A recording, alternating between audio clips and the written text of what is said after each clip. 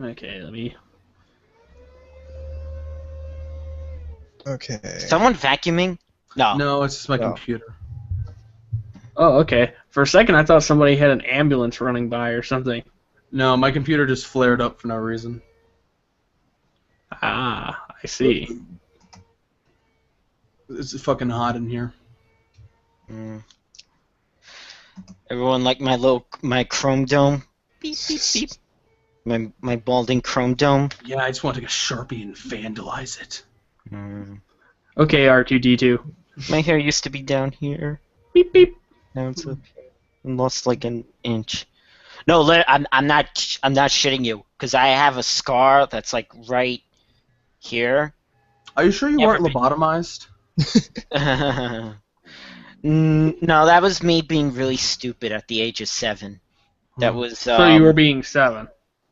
Okay, put it this way: me, my brother, and his friend were like playing, and we were getting in sort of semi-argument about how to do something. Then I wanted it to be done my way, so I pulled. All right, we had a terrarium up by the window, all the way out, and was in the terrarium was like a pet. That's like an ant. That's like an ant farm, right? No, no, it was actually for Enolis, like little lizards, but they weren't in there. And there was there was a plug. There was a There was a cord to a heat rock. I pulled the cord, and I don't know what I was trying to prove. I don't know if I was trying to hurt or just I wasn't trying to hurt myself, but it fell on me. Yeah, it fell on me, and I got like 3 stitches. Nice. I wasn't in pain, and I wasn't crying. I remember that. I just was shocked to see blood.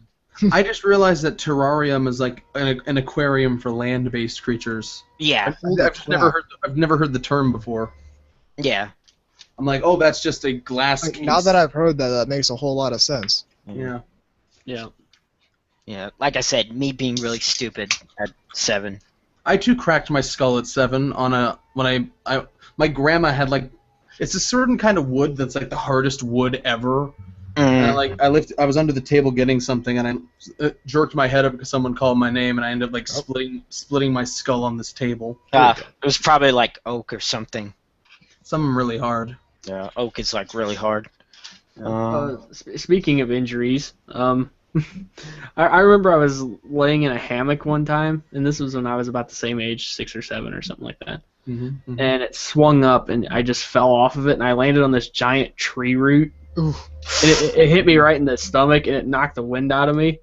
And it never happened before, and obviously it's not one of those things you can really tell somebody to prepare them for that. Yeah. So I'm running around like, oh, I can't breathe. Watch out, son. Watch out, son. The ground might try to kill you. Yes. It's a dangerous world out there. Tree roots are your natural-born enemy, the predator of mankind. It just came out and yeah. I wish I could use hammocks, but I'm too fat. Again, I was 6 or 7, so well, yeah. I think that was actually part of the problem. I think I didn't weigh enough to stop it from that to happen. Yeah.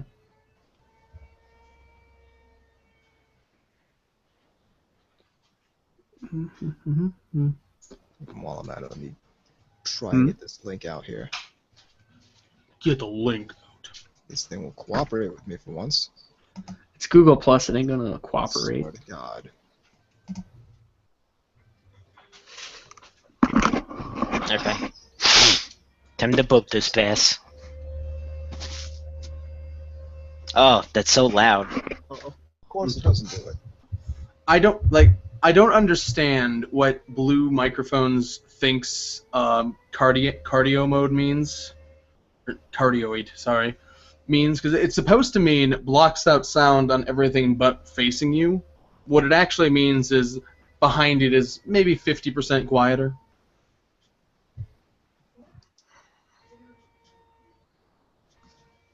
I think this is the reason I used to listen to Crispin Freeman's podcast. This is the reason why he hates blue microphones, is because they're too sensitive.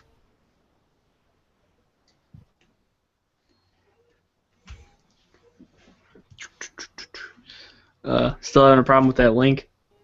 Nope, I got it. Everyone ready? Yep. As ready as I'll ever be. We already went live, so whatever. Yeah. Oh, I posted, like I said, on Twitter, I posted my current toy shelves. Yep. See all the crap I own. Okay. In 3, 2. Welcome to NTR Radio. I'm Tom Forster Anubis. I'm Gay Gods. I'm VZ Mark II. I'm Zeke Freak. Yes. Here. He is our guest this time around. Sorry, somebody called my name, so I had to talk to them. Yes. Alrighty. It's been a little while.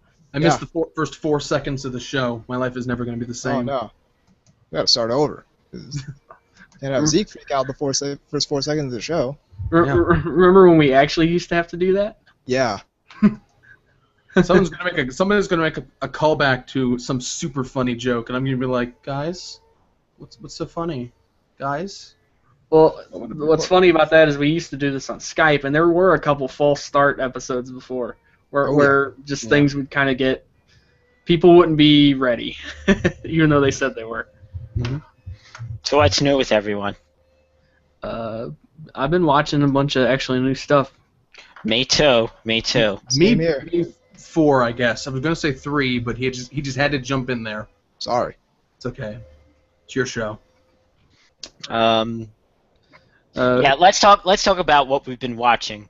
Sure. Well, actually, first, I've actually been rewatching the first season of Nisekoi. Mm-hmm. I know. Go right ahead and do that. I know. What? You can go right ahead and do that. Yeah, I know. For Anubis, it's bitches on parade. Yes. I have to say, I like the pacing of the second season better than the first. Yeah. And people feel like people think that the first season was better. I actually like the second one more. The first season kind of took a little too long with certain things. That's because they had to set everything up. I know, that's true. Anubis does not like Nisekoi. No, I don't. Well, I think it's because the first season, the stuff it adapted was more about ship teasing and being like, oh, are they finally going to do it? Are they finally going to confess? Ooh, tune in next week. But the second season's like, nah, fuck that. It's all comedy. He just thinks that the one I really, really like, Seshiro Sugumi, he's like, she's a bitch. She is. Yeah, but there's a lot of bitches in Nisekoi. I think she's like... Yeah, and that's why I don't like it. Like, I think she's like 4th on the bitch list, which to me means she's not as much of a bitch. It's like one of those deals. It's a matter of scale. Yeah, it's one of those things where it's like the weather report with the with the tornado warnings, and stuff like that, where there's certain kind of levels. Yeah. Okay, so stuff this season. I'm not going to talk about everything I'm watching. That I watched. Some things I watched and then dropped. Others I'm staying with. Mm-hmm. Of course, news. Idolmaster Cinderella Girls is back. Look who's back again. And working season 3 and Non Biori, which I have to talk about Non Biori for a second. It's not a true. It's a sequel, but it's not a true sequel. Huh. What it is it's. There's a reason why it's called Repeat. Right. It's stuff that happens in between the first season.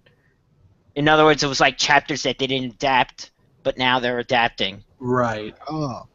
So it's almost it's like the Lost episodes. Think of it. The closest thing I could compare it to is like Hidamari's sketch, where the Hidamari is exact because none of that out of order stuff was in the manga, but all that was just Shaft being Shaft. Yeah. And this is like the same thing. The greatest story we didn't tell you. Yeah. Well, that does seem to be a very Japanese thing to have the in between kind of stuff like that. Yeah. You see how Renge's first day of school? So that was cool. Renge is not autistic, damn it. Oh, you know Tumblr. No, actually, that's 4chan that says that. It's like Wow. Renge Which might as well be Tumblr at this point. Yeah, at this point. Well, yeah, but they mean autistic in a different sense. Autistic is a good thing to 4chan. Well, it's because the character. I don't know. Have you ever seen Non-Biori? Bits and pieces. All right, the little girl Renge, because she never smiles and she like acts weird and spacey sometimes. She's got the bird face. Yeah, she's like She's avian. She has the triangle mouth. That's why. Yeah. Bird face. Okay. So, new stuff. Best new thing this season. Whoa. I was like, okay, let me watch this first episode. If I like it, I'm pre-ordering her Nendo. Himoto, and I did. Himoto Umaru-chan. I did watch the first episode of that. Did you, K-Gods? Yes. Yeah, it is hilarious. For some reason, I just like the fact that she's laying there and just saying, "Put food in my mouth," basically. Like while she's looking at Wikipedia and shit. Like. Yeah, I love that. It's like, I'm just like, buy me we have 2 hamsters. Buy me 98 more, so they can like do everything for me. And then it has like that visual of them carrying her off. Like, yes. Oh, it's pretty ridiculous. Yes. Yeah, Double Kogo is really good at that type of comedy. That that very animated comedy. What else? Shimo Seka. That's my favorite so far. So far, that's my favorite as well. It's really funny. I told you, people. JC Staff is really good at that type of comedy. I when I realized that they were the ones putting it together, I was like, oh, okay, well they hit another hit for them. They're really good at that. Like I said, when they tried to do the serious world-building action show, which next season they're coming out with a show called Heavy Object, and I saw the preview for that. I was like, oh, this is gonna be terrible. Heavy Object? It's called Heavy Object. There's something that's not translating here. I got a heavy object for them. It's just like what they really meant was it was called Anvil. No, I think it's some symbolic shit. It's probably like heavy as in like this is a great burden or some bullshit. It reminds me of World of Warcraft, and they have like there's these items called the Unstoppable Force, which is a mace, and the Immovable Object, which is a shield. Yeah, I remember those. The Stoppable Force. Yeah, I love the Stoppable Force. The part of Shima Neta that had me lolling was they blew up that pool. Oh, I've only seen the first 2. No, I didn't notice that. I didn't notice it was that pool. Yeah, that pool. Anyone that's a weeb knows what that pool is. Well, another funny thing about that, outside of the fact that they're wearing underwear as like a mask. Yeah. It is, or at least that I thought was funny, it is the timeliness of this. Oh yeah. It's like the show that kind of fits what's happening right now. When I first saw the title, I'm like most topical show of the season. Yeah, exactly. Of course, A&N, of course, what is it? I hate it. Yeah, so topical. It went right over their heads. Jeez. It went right over their heads, like. That's because deep down they're the types that would actually enforce. Oh yeah, I remember Theron's preview where it's like, it's the time for questioning the morality police. I'm like, you guys are the morality police. Yeah. For real. It's true though, they're. I mean, you just gotta listen to the way they describe certain things that they don't like. It's not even, well, this doesn't do it for me personally. It's just, if you like this, you have serious mental problems and live in a van. I think he's got like this thing where it's like, at least I'm not Zach. I'm like, well, just because you're not Zach doesn't mean you're not A&N Theron. Yeah, okay, you're not the worst. That doesn't mean you're good. Doesn't mean you're good. Not bad doesn't automatically equal good.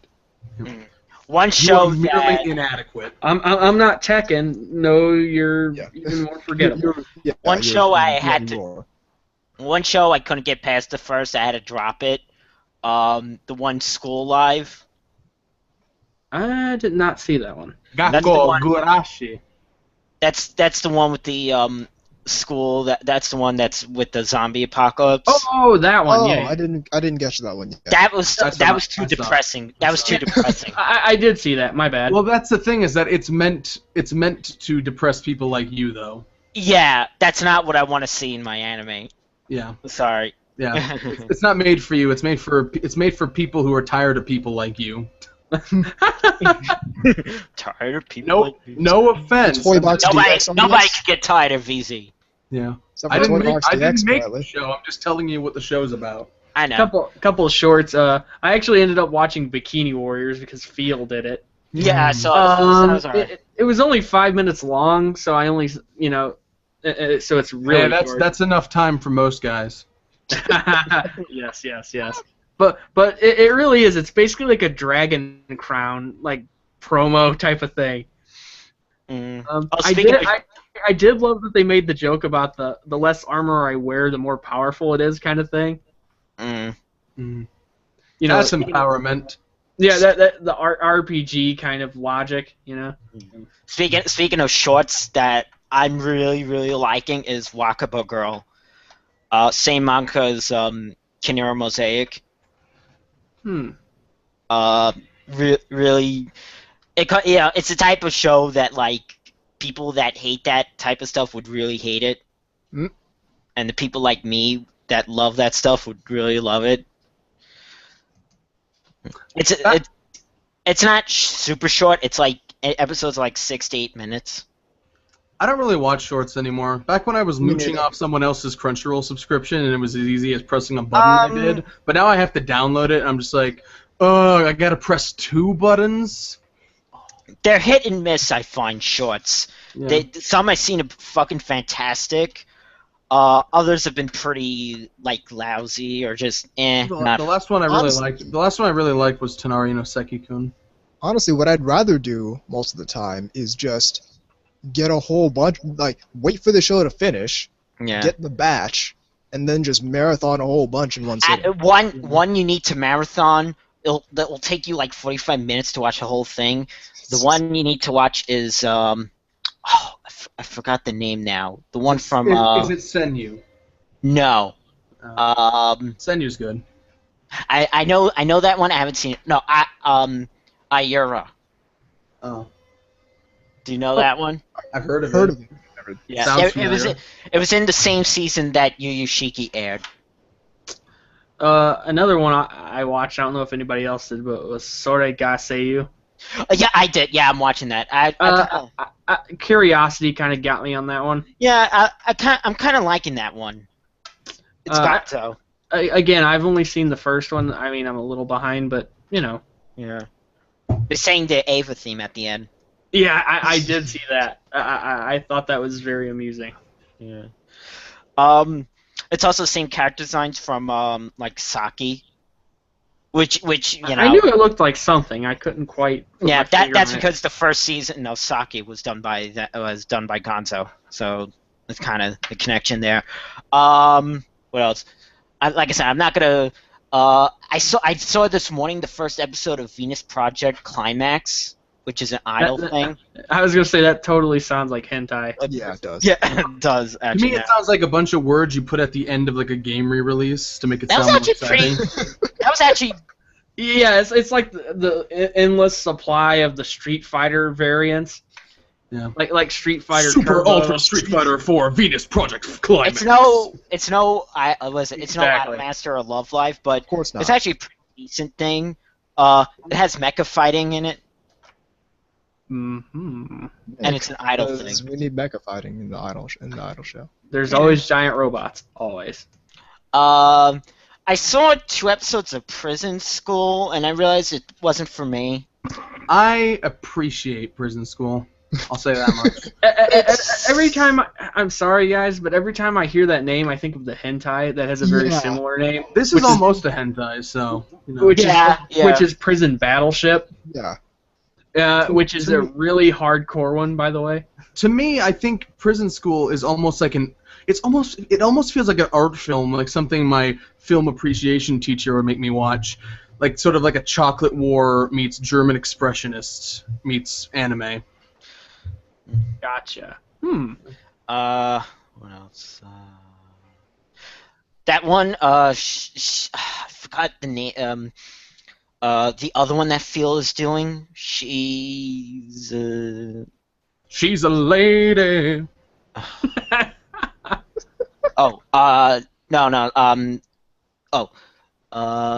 Suza Kishi, the animation. Yeah, that was lousy. There's it's very limited animation. The animation, barely. Yeah. This one basically has some cardboard cutouts, that's kind of South Park, you know. Yeah, I'm not touching Gangsta. Yeah, me. I watched the first episode. I thought it was boring. Yeah. Everyone hated me for saying that, but I'm like, I'm sorry. This is kind of boring. Even Zach hated it.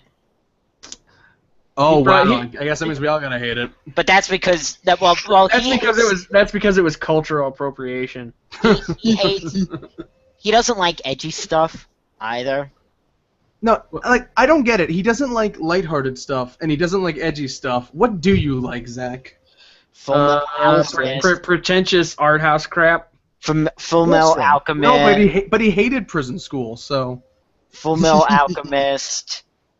Yeah. You know, Utena, that type of stuff. I have a feeling that he doesn't like anything that basically doesn't agree with him politically. Yeah, that's. Well, I think that goes for all of them. Is that if they can't show it to their parents, then it must be shit. Wow. Can you imagine like the mentality of, oh well, I need to be able to show the things I'm into to my parents? Like, what's the mentality of constantly seeking approval for your weird hobbies? Yeah, but I gotta keep my power level down. There you go. Alright. I don't know. It's just one of those things. Like, I don't think I've shared my hobbies or anything with my parents since I was actually like 14 or something like that. I do. I don't care. My mom likes Gunslinger Girl. I show my stuff to my mom all the time. She doesn't like it. That sounded really bad, dude. Yeah, it did. It really did. You know. Make that a caption. I'd buy that for $1. Speaking of which, okay, Prince? something came in the mail. First, I have it on the shelf. I don't feel like getting it, but I got a robot from Josh that I'm gonna review. I took pictures today. You know what God Sigma is? Anyone? Nope. Is he the final boss of Mega Man X? It's the robot show that came here before Go Lion. Is it the Mega Man animated TV series? I just said what it is. I just said what it is. Yeah, but I don't listen to you, so it's cool. I don't listen to VZ. No, it's the robot that came the year before Go Lion. So, anyway, Go Lion Super is not Robot. as far as I go back. As far as that kind of stuff goes. So, yeah, well, 1980. Ancient history. All right, Because so they get out of the desert, it's so old. Look for a review of that. And, okay. Now here's the thing I really want to show you.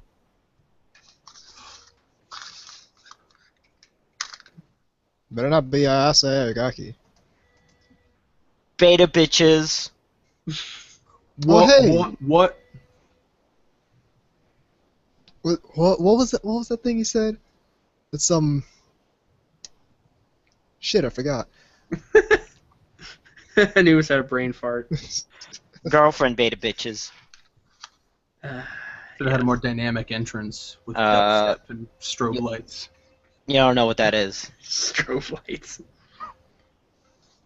Did you watch Girlfriend Beta, Zeke? No, I didn't. Okay, now here's the other thing. Okay, you ready? This is what it came with.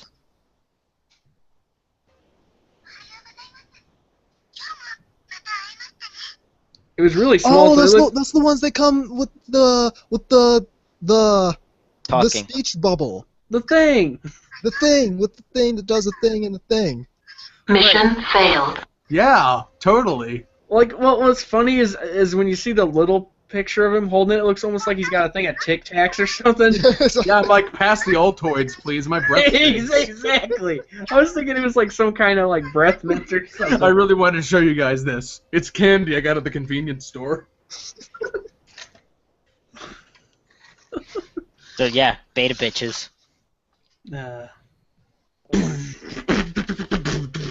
But yeah, so I caught the first episode of Gate, which I'm thoroughly enjoying. Oh, is that the one alright. everyone's saying is jingoistic?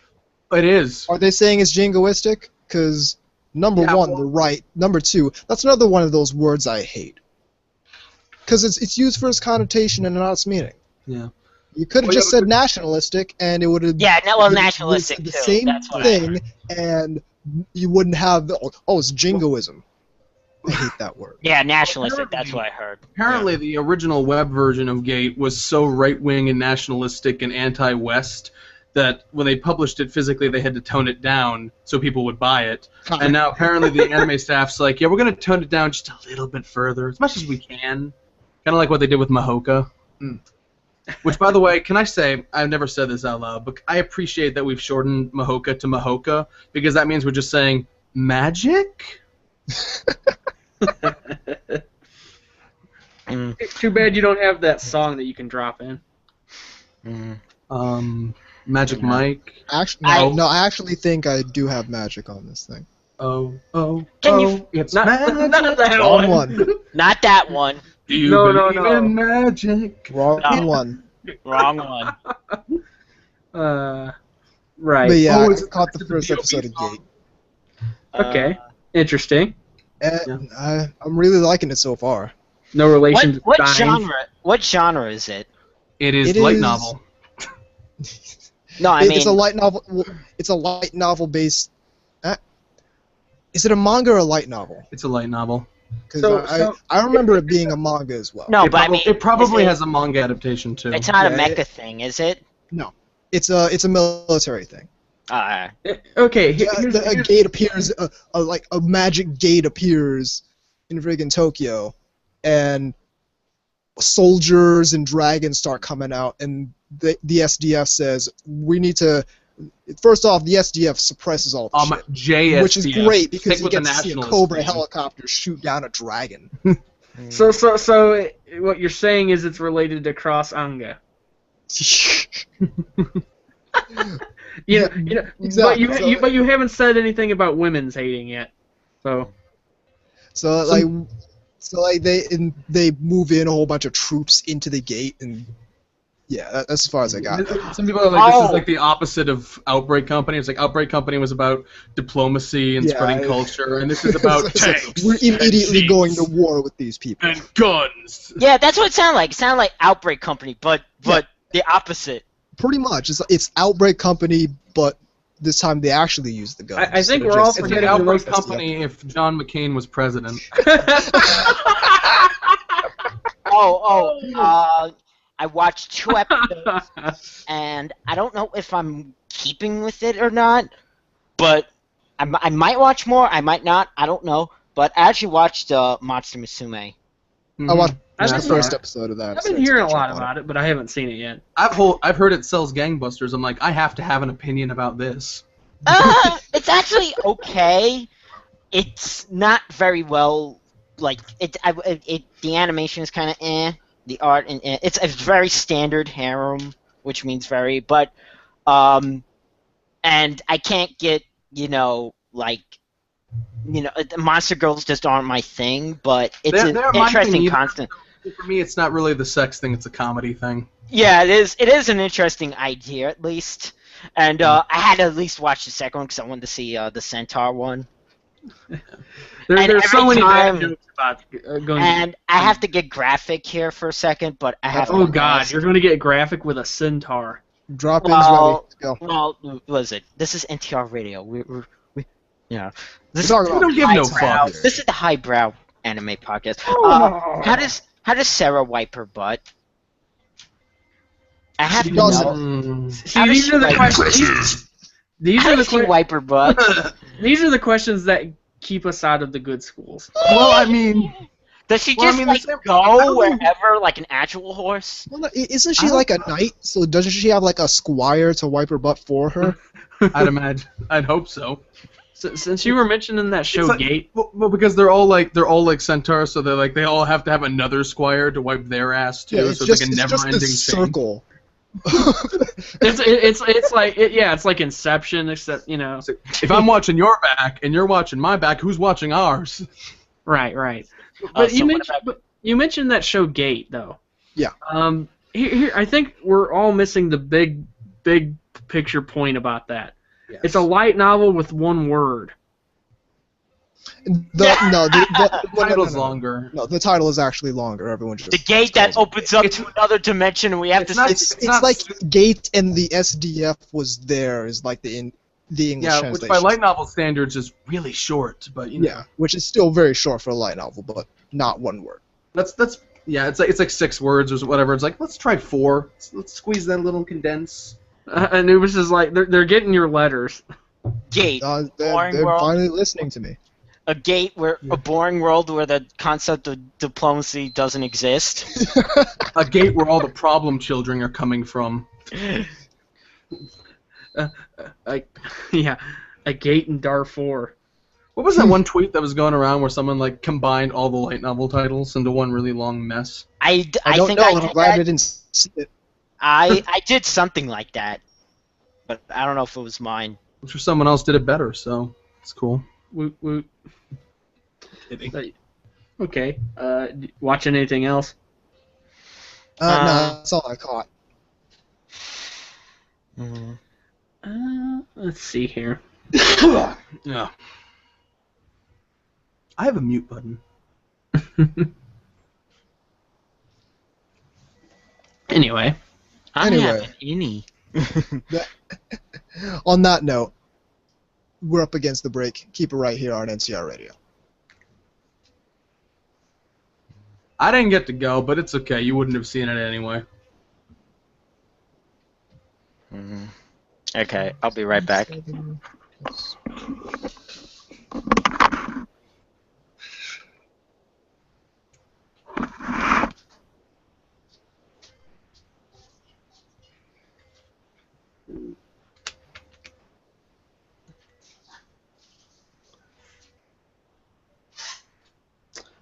Yes, he went to go look at centaur porn. Be right back. 5, Oh, 8 minutes tops, maybe. Does anyone have any napkins? Well, first, if you're talking about centaurs and doing it, you gotta coax them, so you gotta get sugar cubes. What is this Equus shit? I guess it's sort of a form of equestrian porn. I mean, Oh, that's what that title means. Since we're on the break, I'm just gonna rapid fire what I've been watching so people know. Alright. Sure. Akagami no Shirayuki Hime, Charlotte, which I like to pronounce in Japanese just because it's fun. Charlotte. I still need to give that one a try. Dragon Ball Super, Durarararara. I'm gonna watch Prisma Ilia when it finally premieres. Gakko Garashi, Gate, Dandelion, Kyokai no Rine, Monster Musume, Overlord, Prison School, Rampo Kitan, Ruka no Yusha, Shokugeki no Soma, Ushio Totora, and World Trigger.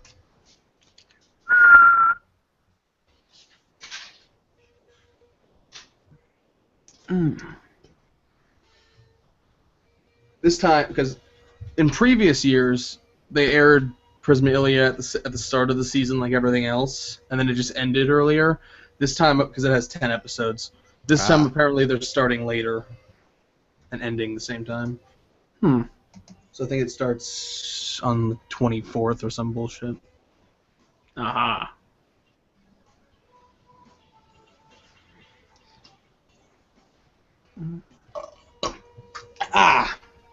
I hate when you throw up a little bit and it burns. That's never good. I don't enjoy Yeah. doing that. Right. I don't like burning flesh. Not my thing.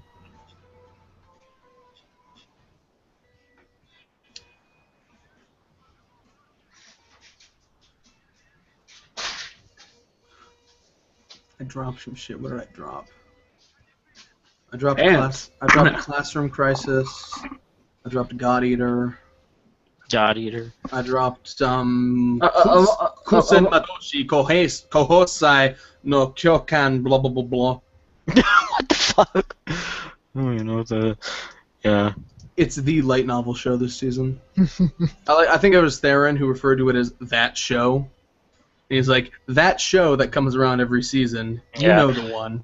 Oh, I goes watched. By many names, but I saw another short that was terrible. I keep saying Million Live.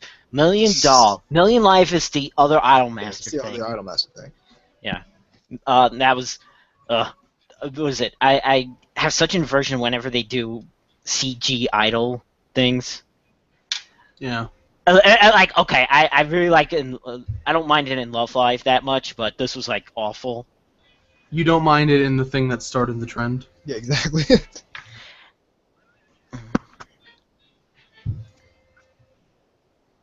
Well, I understand why, because idol thing is actually much harder to do for animation than people realize, because you have to have the tandem of singing and dancing.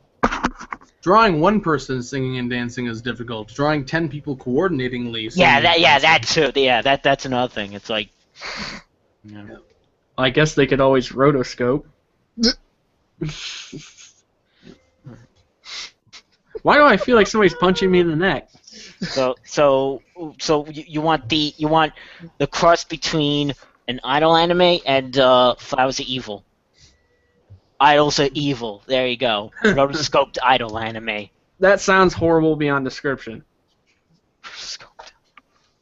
That sounds horrible beyond description.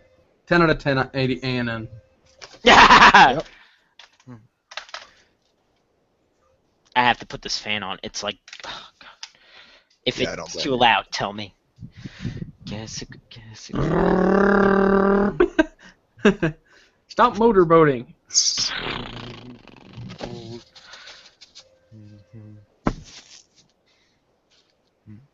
Okay. It's funny in Chimanetta, nobody knows how babies are made. Yeah. yeah. And then, of course, it had, like, the bugs and stuff. Where yeah. Real-time comment from Drawing Girl. I'm not sick of people like VZ, but I love Gakko Garashi. I like depressing stuff with my moe. I could watch I don't know, for some reason I could watch like older anime and like older serious anime. It's just the stuff that's now. Oh, you mean proto-moe. Proto-moe. Yes, before. Before the dark ages we currently live in. What was the thing that the ultimate weapon that Zach reviewed? Oh yeah. What was that phrase? Proto-moe, emotionally disgusting. Yes. Emotionally disgusting. Was that it? Yes. But like. I can make up words too. It's not hard. I can make up words too. Indeed. Who says that though? Emotionally disgusting. I felt emotions, and then I was really disgusted at myself for feeling emotions in a cartoon. Exactly. When you're really reaching for words to use to make something sound really bad, that's what you end up doing sometimes. It's emotional excrement. Emotional disgusting. That's when you eat like week old chicken. I should feel good about this, but I just feel bad. That was it. Well, we're talking about someone that uses the word. What is it? Trauma porn or? Oh no, tragedy porn. Tragedy porn. That's it. Yeah, indeed. Somewhere Shakespeare is writing people getting banged in the ass, and it's so unfortunate. I just want to jerk off to it. Yes. This from somebody who clearly doesn't do that anyway. No comment from Drawing Girl, and she does have a point. Depressing stuff can actually make me more moe for the characters. Makes me want to protect them. Right. True. I mean, I really liked Madoka. Oh, man. This has nothing. I don't think this is anime related because I'm not 100% sure what it actually is. But there's a podcast called The Beta Male Experience. Oh yeah, I heard. Like I went through the beta male experience. It's called high school. Yeah, but I just want to know. It's got to be one of the two. Is it like I'm beta and proud, or is it supposed to be like ironic? Is it the girl? Was it? Can we have a spin-off? The girlfriend beta male experience. The beta bitches experience. The Wait. basic bitch experience. The basic bitch experience. So was it the beta bitches? That's just the podcast dedicated to Nisekoi, right? Where did you come into contact with all this with all Your this weekly basic Nisekoi podcast. This week, nothing happened. Tune in I next week. love this, but there was a lot of arguing about Cosmopolitan.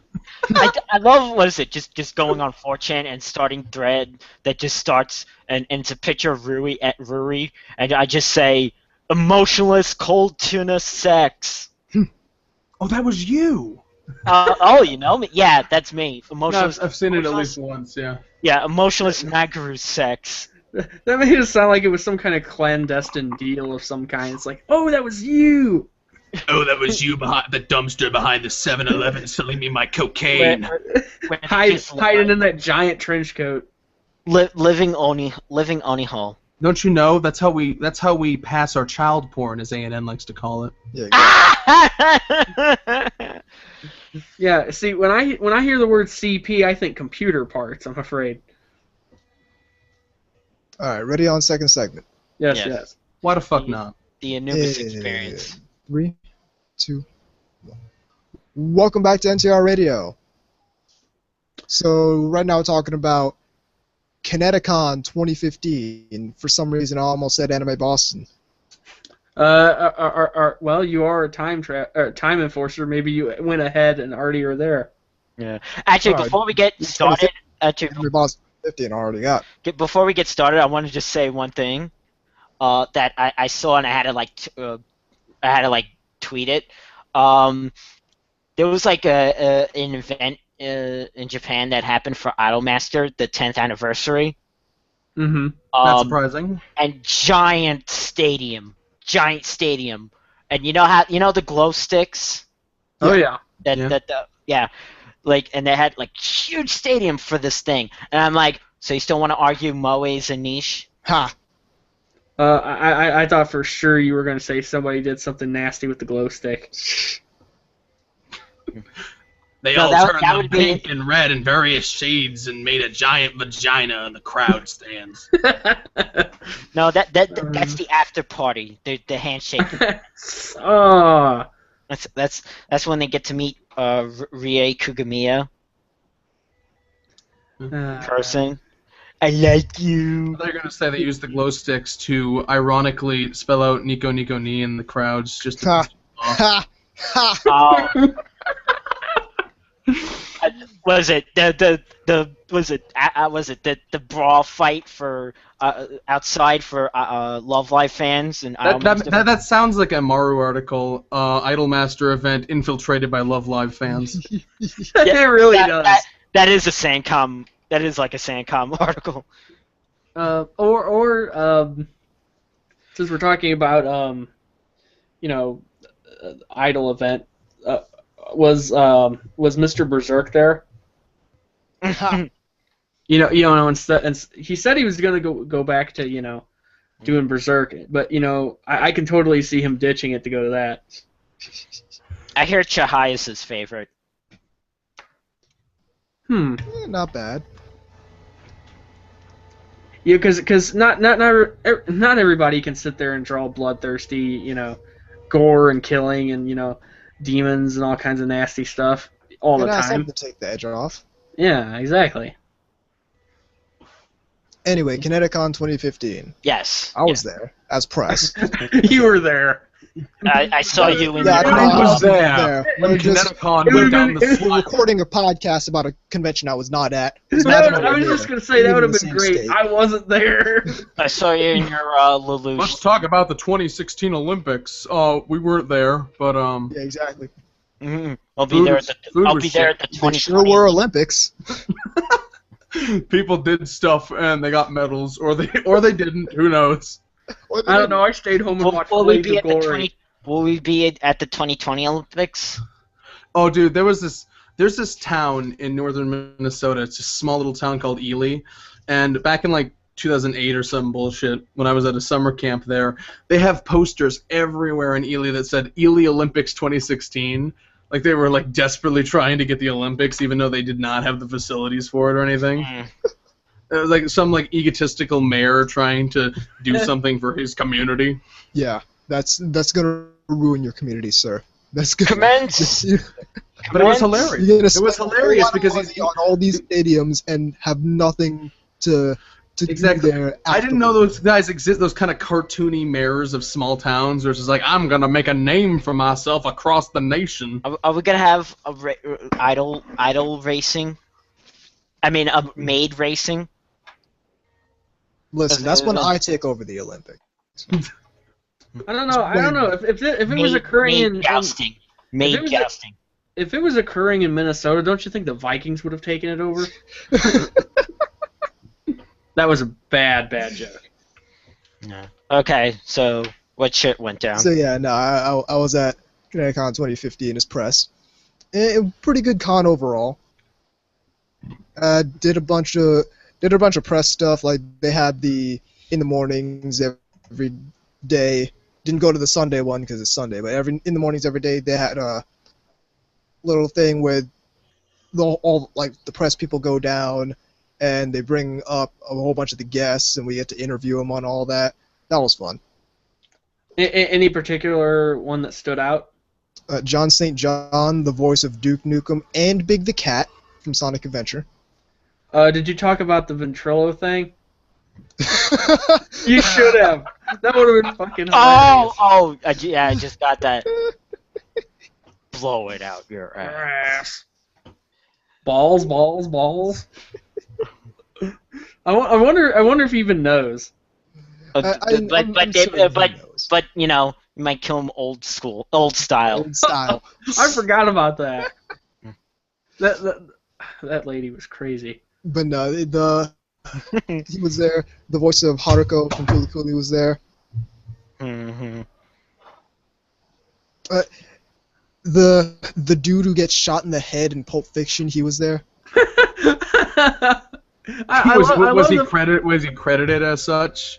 Yeah, guy shot in the head. That's literally what they put in the program book. Like, he was this, and the guy who gets shot in the head in Pulp Fiction. Save the best for last, I guess. The guy who got shot in the head in Pulp Fiction. Why won't they recognize me for my many other roles? Can't you see my grandiose talents? At least it was better than when I saw Tomino and they didn't mention Garzy's wing. Yeah, see, I would have probably done that just to be a troll. I kind of said it, but I didn't want to say it too loud. I'm like, what about Garzy's wing? Yeah, right. I could see him having bodyguards coming to get you. Like, get that guy out of here. That's it. Forbidden topic, banned from Reddit.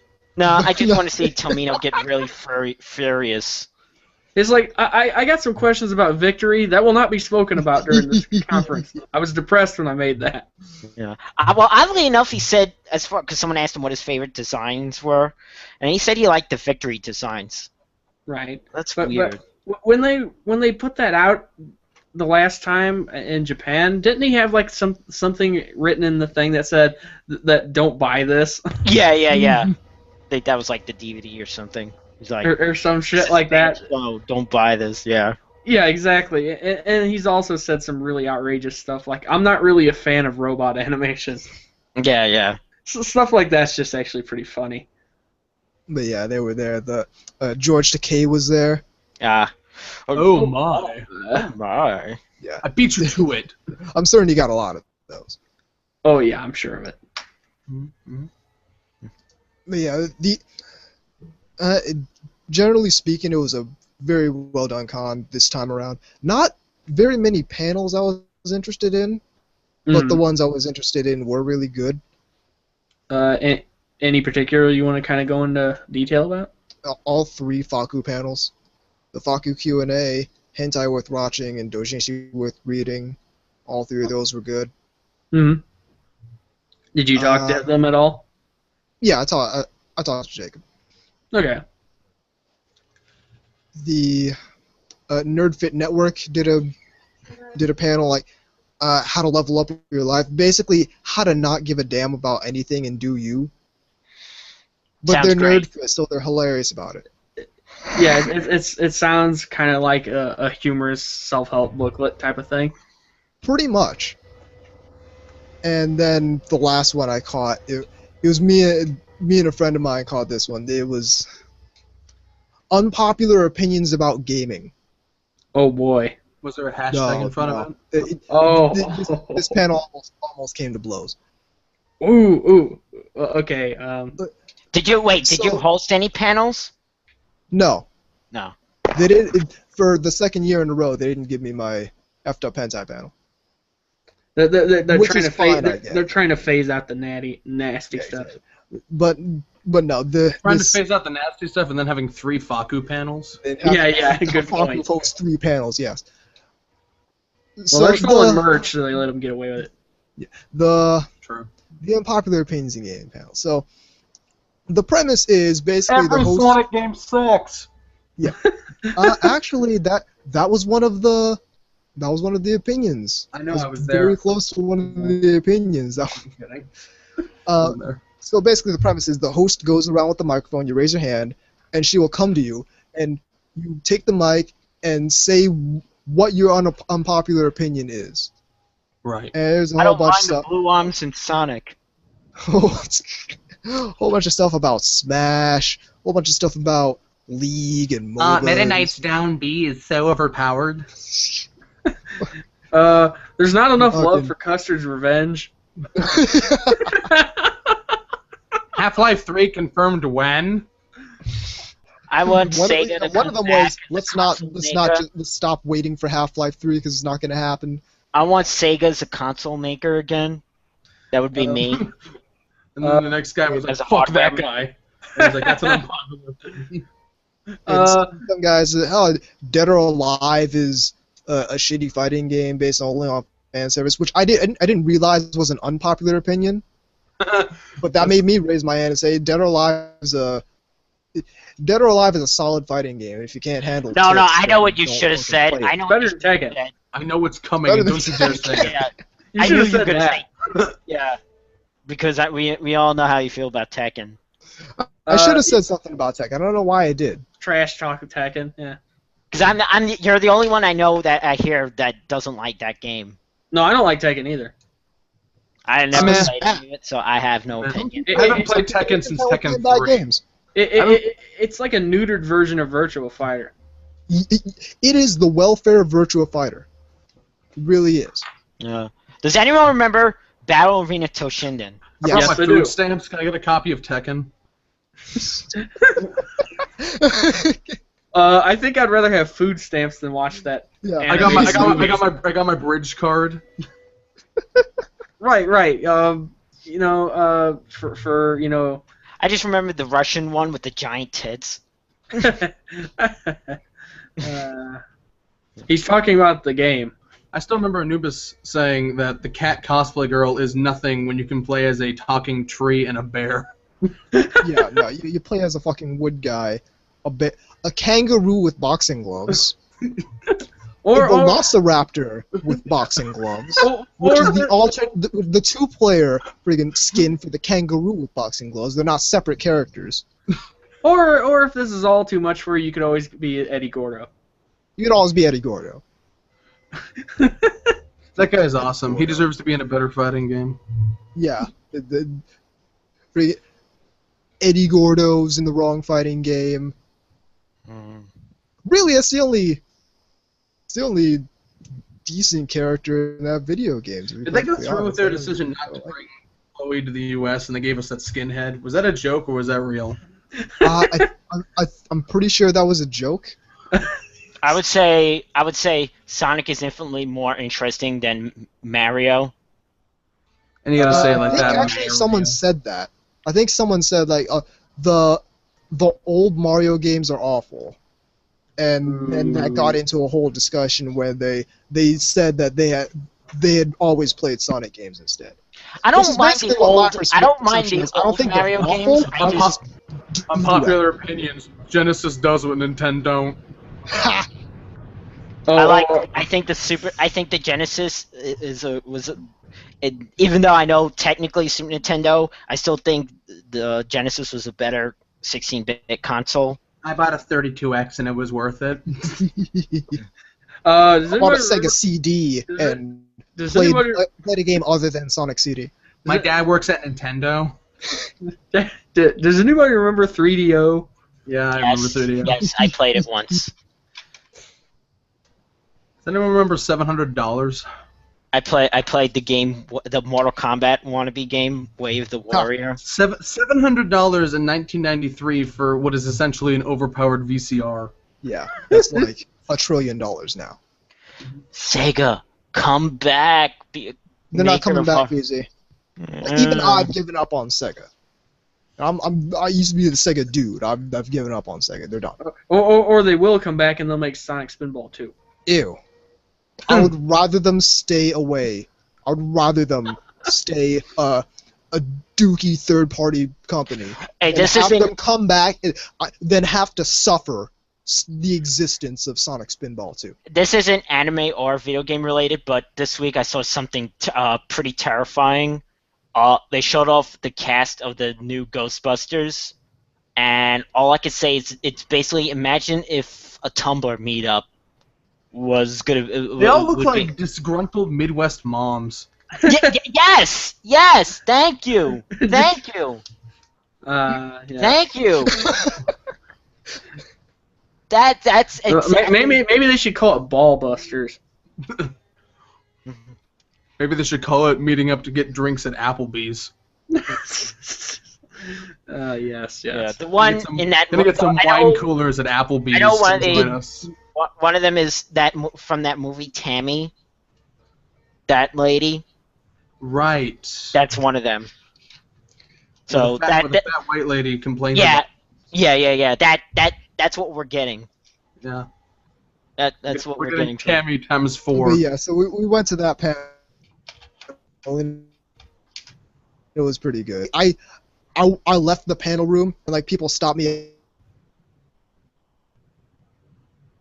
The game just gets so much hate for no reason. Which one? I missed it. You phased out for me. Dead or Alive. Oh yeah. Dead or Alive. No, so that's. I would have enjoyed having more panels to go to. I think we're losing them, guys. Yeah. Oh no. But it's the panels that I went to were pretty good. Cool. Indeed. Did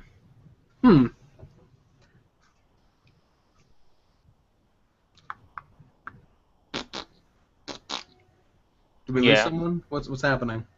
I don't know. Dead air.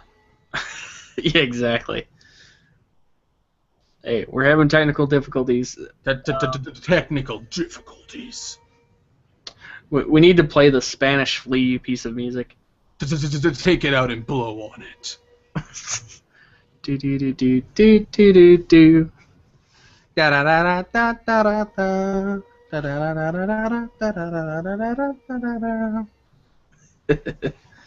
I know he's probably screaming and yelling. Mm-hmm.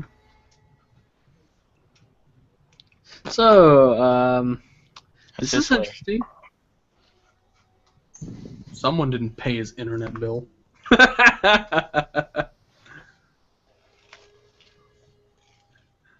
Nah, his wife who unplugged him. Somebody's got Time Warner. Or even worse, WoW Internet. He was on AOL. I know why they call it that. It's because it's for fucking old people who just realized in 2015 what the internet was and like, wow, internet. You mean I can shop on QVC on the computer? I use AOL as my address. You mean I don't have to watch infomercials at 4 in the morning to know I can buy a new ladder that also is a knife opener? Whatever. And that somebody falls off of in this infomercial? Help me, I've fallen and can't get up. Poorly acted infomercials with old people. When I was home recently. I was home alone for a week because my family was out, and I would leave the TV on. I would leave the TV in the main room on all the time for my dog, because I can't just be around him all the time, just to make him have company or whatever. And what that meant, and I stay up late, so what that meant is that I would often walk past the living room at like 4 in the morning on my way to get something to eat, and I would just see the stupidest infomercials. Sometimes they're fun to watch just because how incredibly ridiculous they are when they're pitches. Yeah, I saw something on. Okay, I got one for you. The worst infomercial I've ever seen. What? Magic holy water that gets rid of your debt. What? Oh my God! Where do I sign up? How much shipping and handling do I need to pay to get rid of my debt? Yeah, you basically drink it and you die. Yeah, you'll get rid of your debt, all right. You no longer I have. don't think you're supposed to drink it. You're just supposed to have it. It's just rat poison, is what it is. Yeah, you take a big swig of it and you die, and it's like, well, now you don't have any more debt. I was watching one of those. Somebody else has to do it. I was watching one of those programs, one of those infomercial programs with all the like totally not paid actor doctors. They're like, the benefits of taking fish oil pills are actually of this brand and that other brand. They offer not as many omega-3 fatty acids, and it's not conducive to blah blah blah. And I swear, one of the not paid actor doctors looked exactly like Guy Seehey, and he sounded like him too. I'm like, is that Guy Seehey? I didn't know he acted anymore. It's also, we lost Anubis. Yes. Didn't I see you in an Extends commercial? You think every actor has some infomercials they've done that they're just not proud of? They got like a resume of bad infomercials. Oh, you're the tropical flavor condom guy. Oh yeah, exactly. What are those? What was that brand called? Like Ecstasies or whatever. So wait, you were one of the guys in the background of one of those 1-900 commercials? It's my money and I want it now. All right, am I coming? Yeah. Any better now? Not really. Okay, in and beautiful. Well, you're here, which is better than not being here. Yeah. You're going in and out, which is kind of appropriate given what we were just talking about. I don't get it. Why are condoms flavored? What's the point? I don't know. Juicy fruit needs some extra money. I mean, yes, there are various sexual acts involving the mouth, but usually you don't need a condom for those. So I'm what the hell? I don't know. Maybe they got a deal worked out with like a taffy company or something. I know the vagina looks like lips, but that doesn't mean they can taste with it. That would be cool if you could the taste. Oh, that'd be like BuzzFeed's top 10 secret female superpowers. Number 7 will shock you. Yes, it's something about kiwi.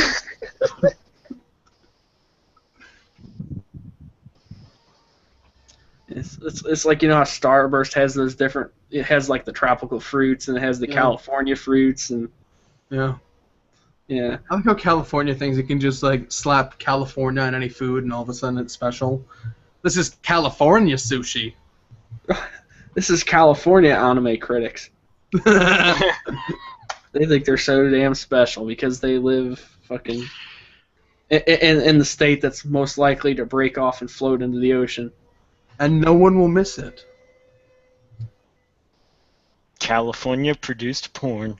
California, good home for the homeless. A California cheeseburger. So it's like a regular cheeseburger, except just made there. It's like a regular cheeseburger, but you don't remember. It's like a regular cheeseburger, but it was made within a 50-mile radius of. You don't remember that from The Simpsons. Apparently not. It's a regular cheeseburger, but it was made within a 100-mile radius of Ryan Seacrest, so it's special. Where they got the major munchies for a California cheeseburger.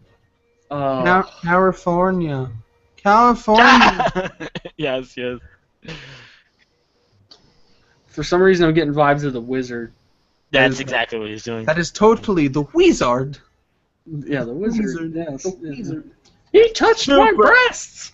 I like how you both came to that conclusion at the exact same time. Touched her breasts. She doesn't have any. I love the fact that asshole like knifes that guy's fucking wheels. Yeah. Right here. Like what is he? Just like a retrieval social worker guy? I don't know what the hell his deal was. It's like so like he stabs his fucking tires. I think ABGN described him as some asshole who gets paid to find lost kids or something. Right. I love when he's beating the shit out of his car with that shovel. Yeah. This is totally within my jurisdiction to do. Well, not only that, but sometimes you just gotta beat somebody's car with a shovel. Whether they just run you off. It reminds me of that Swoosie video where he was talking about how his girlfriend went off to college in another state and was cheating on him. So his friend got the idea for them to quickly drive down from Atlanta to Tampa or whatever, get some baseball bats, beat up the dude's car, and then drive back like it never happened. all captured from the 7-Eleven camera. Yeah. Well, you know, they were going to be careful about it, but then they were going to do it. And it's like, okay, I'm going to get to your house at 1 a.m. and we're going to drive there and do this. And they didn't show up, so they just gave up. So, but you know, the plans of mice and men, you know. No, I'll be like, right back. no, just, like he's like, what do I do? I think my girlfriend's cheating on me. What do I do? Ask him what car he drives. Okay, turns out it's like a 2004 black Mitsubishi Accord or something. Okay, cool. Let's get some baseball bats, drive down to Florida, beat the shit out of it, and come back. Who are they going to suspect? The guy who lives 8 states away? Yeah. Someone from Idaho, I think, broke it. How are you guys enjoying the show in between the show? Right. Well, we figured we'll be try to be entertaining while We do things the are... best we can. Yeah. Tweet at me and tell me if you're enjoying it. No, that was sponsored by Hydrox. What is that? Welfare Oreos. Oh yeah. I all got it. Because Oreos are fucking expensive, you know. Like at Walmart they're okay, but anywhere else they're gonna be like $5-6. Yes. Yeah, but it's not like Marshmallow Mateys. If you're not getting Oreos, you're just not getting the real cookie experience. Indeed. I mean, I guess you could buy like Girl Scout cookies or some shit, but Yeah, but that's more expensive. That's gonna be like $10 a box for like 20 of them. yeah. Plus, then you got to worry about like one of those little rat bastards like saying you did something. He touched me in a no place. What the fuck? I've never even seen you before. I ain't buying your cookies. There's gonna be a Girl Scout party here tomorrow. Are you serious? Yeah, my sister. My Oh, mom. okay. Guess what my mom made? Okay. Anubis back? No, Come on. he just dropped again. Indeed. Guess what my mom made for the Girl Scout party tomorrow? Hmm. Oh, you're Pot gonna cookies? No, she made minion cupcakes, which is her taking a Twinkie and the candy Google eyes and like using black frosting to make it look like they're wearing goggles. It doesn't look half bad. Right. Yeah, which it usually is because she's the kind of person who's like, let's make marshmallow snowmen for Christmas or whatever. It's like, no, they have to all look exactly the same. Right. Because I was trying to like stylize them a bit. I tried to add some racial diversity to my marshmallow snowmen by giving one of them dreadlocks. and she's just like, did they have extensions? yeah, they had extensions. She's just like, it looks like there's a spider on his head. They've seen Halloween marshmallow men. Yes. Further proving that, again, the powers that be don't want this thing to happen. Yeah. There's just not going to be racial diversity in marshmallow snowmen. Can't hear me. Yeah. You came in. Yeah, I mean, kind of. So, back to panels or whatever. Why am I so passive? Evidently, I'm.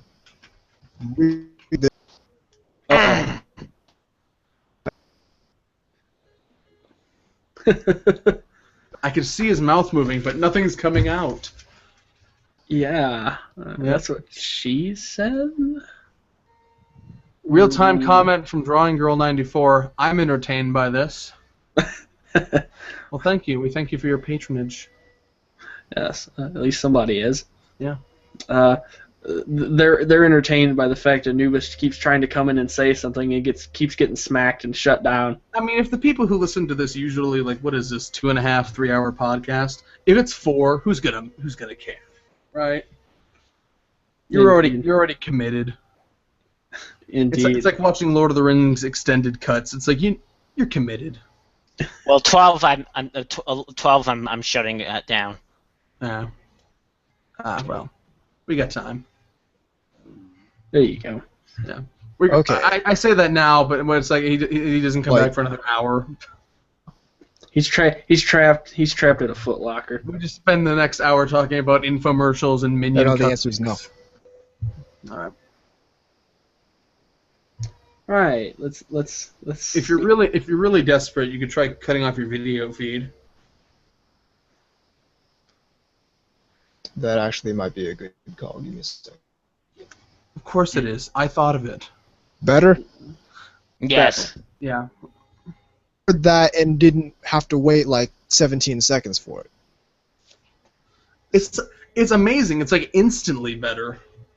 Indeed, it's almost like one of those Snickers commercials. You know what? just for posterity reasons, let me do. Just for posterior reasons. Yeah. Okay. There you go. Now you can see me and my Idolmaster obsession. Okay. Classic new NTR Radio. He's shy. He doesn't want to be the only one whose face is shown. Indeed. Okay. You know. Get this back up. Ready to continue. All right. You were talking about panels before we just started discussing infomercials and other crap. I was just wrapping up talking about the panels. Yeah, but according to Drawing Girl, we were entertaining, so who cares? Yeah, hey, listen to the live show. This is what you get when I start having trouble with the friggin' shit. This is why you come here, so you know. Yeah. This is why I listen live. This is why you listen to it live. You could win Lysol or something. Yeah, you could learn what right fish oil pills to take. Listen to NTR and win prizes. We're gonna be merchandise. We're gonna do some merchandise. We'll have T-shirts, birth control pills, mugs. Today we're giving away what looks like lemonade. Was it NTR? A flask with an unknown substance. Okay, guys, the NTR Radio home pregnancy test. An unmarked DVD that's the case is covered in duct tape. It's like, we're not going to tell you what it is. It's a surprise. You get home and it's like night shift nurses. The or NTR some Radio. Or no. You put it in and then there's like footage from inside the house. NTR Radio. Like looking around and shit. NTR Radio, the flamethrower. It shows us like reaching in. One of us like reaching your jewelry box, and then you rush upstairs and check. It's like, oh, it's gone. Oh my god! I want the NTR Radio coloring book. That would be the best. VZ is talking about perverted shit again on the podcast. Draw him some nipples. Shitting dick nipples? VZ is impatient for his toys to come in the mail. Draw a line so that he can get them faster. It's like one of those things like on the back of a cereal box, like one of those mazes. Or one of those kids menus. Cody Ballicker said something stupid on the other side. Unscrambled the message to find out what he said. Draw Zach Birchke's face at the end of my fist. All right, ready in 3, 2, 1. All right, barring technical difficulties, we are back. Segment Classic 2.5. Old school style. Old stuff. This is old because we're still doing the hangout, but none of us have our cameras on. Yeah. So I was talking about the panels, and Yeah, there weren't that many panels I was too terribly interested in, but they were good. They were good panels. The dealer room was a lot stronger this year. Now this is the shit I really want to hear. Didn't have a lot to spend, which is a shame because there was quite a good amount I wanted to buy, but I did spend some money on some stuff. Too bad the video isn't working, so you Yeah. can't show us. Too bad Okay, you but just describe watched the video. what you got. I picked up Peachy Butt Girls by Faku. Okay. I can only imagine what that looks like. That looks off it. I picked up Yusuga no Sora. Who didn't see that coming? Was it the edited version? Apparently, I hear that's print on demand type. Was it the release. adopted patch? I hear that's a print on demand type release. It's got like the opposite of the patch for Emoto Paradise, where it's like instead of the blood relation patch, it's the adopted patch. No, he's talking about the anime for Yusuga no Sora. Yeah. Okay. The Media Blasters release. All right. Yeah. Yeah. Nobody thought it would come I got over, but it did. a high grade Jesta. What? A high grade Jesta. Oh, okay. That sounds like a car. The Toyota Jesta. Yeah. Exactly. Yeah, we were talking about Detroit earlier. Yeah. No, they And I just got make a little Methuses. book. They just make the Methuses. No. Detroit Methus. Detroit. Well, if any place was going to be the host of the Methus, Yeah. Well. Speaking of which, yeah, the new Gundam thing. Let's take this narrow waist thing. Now I like mecha with narrow waist, but that thing's just like so open. That's like an open turn. I run this model building club at 2 libraries, and I'm going out picking out some friends to bring to the club, and this is like right after the announcement for that, and we were talking about it, and I just got really mad and just started ranting about the thing almost until we were at the library because I can't fathom an excuse for that design. I really can't. Maybe the designer was anorexic, and he wanted it to. He's got like the same problem. And then it's gonna be done. He's got the same. He's got the same problem as Ichiro Oda has, where it's like they started out normal, but then they got more and more anorexic over time. Well, I never liked One Piece at all. Any. Well, no, because they started out normal, and then like 400 chapters in, like everyone, like all the girls' midsections might as well just be hourglasses for how anorexic they are. But yeah, and I got a little notebook with it's got a Zaku 2 on the cover. It's got like gold trim with the Xeon emblem. Mm. When you say a notebook, what kind of notebook? It's like a ring-bound hardcover small notebook. Neat. Like you open it up, it's got the Principality of Xeon on the upper right and Earth Attack Force in the lower right. Just don't write your classmates' names, or the campus police will be all over it.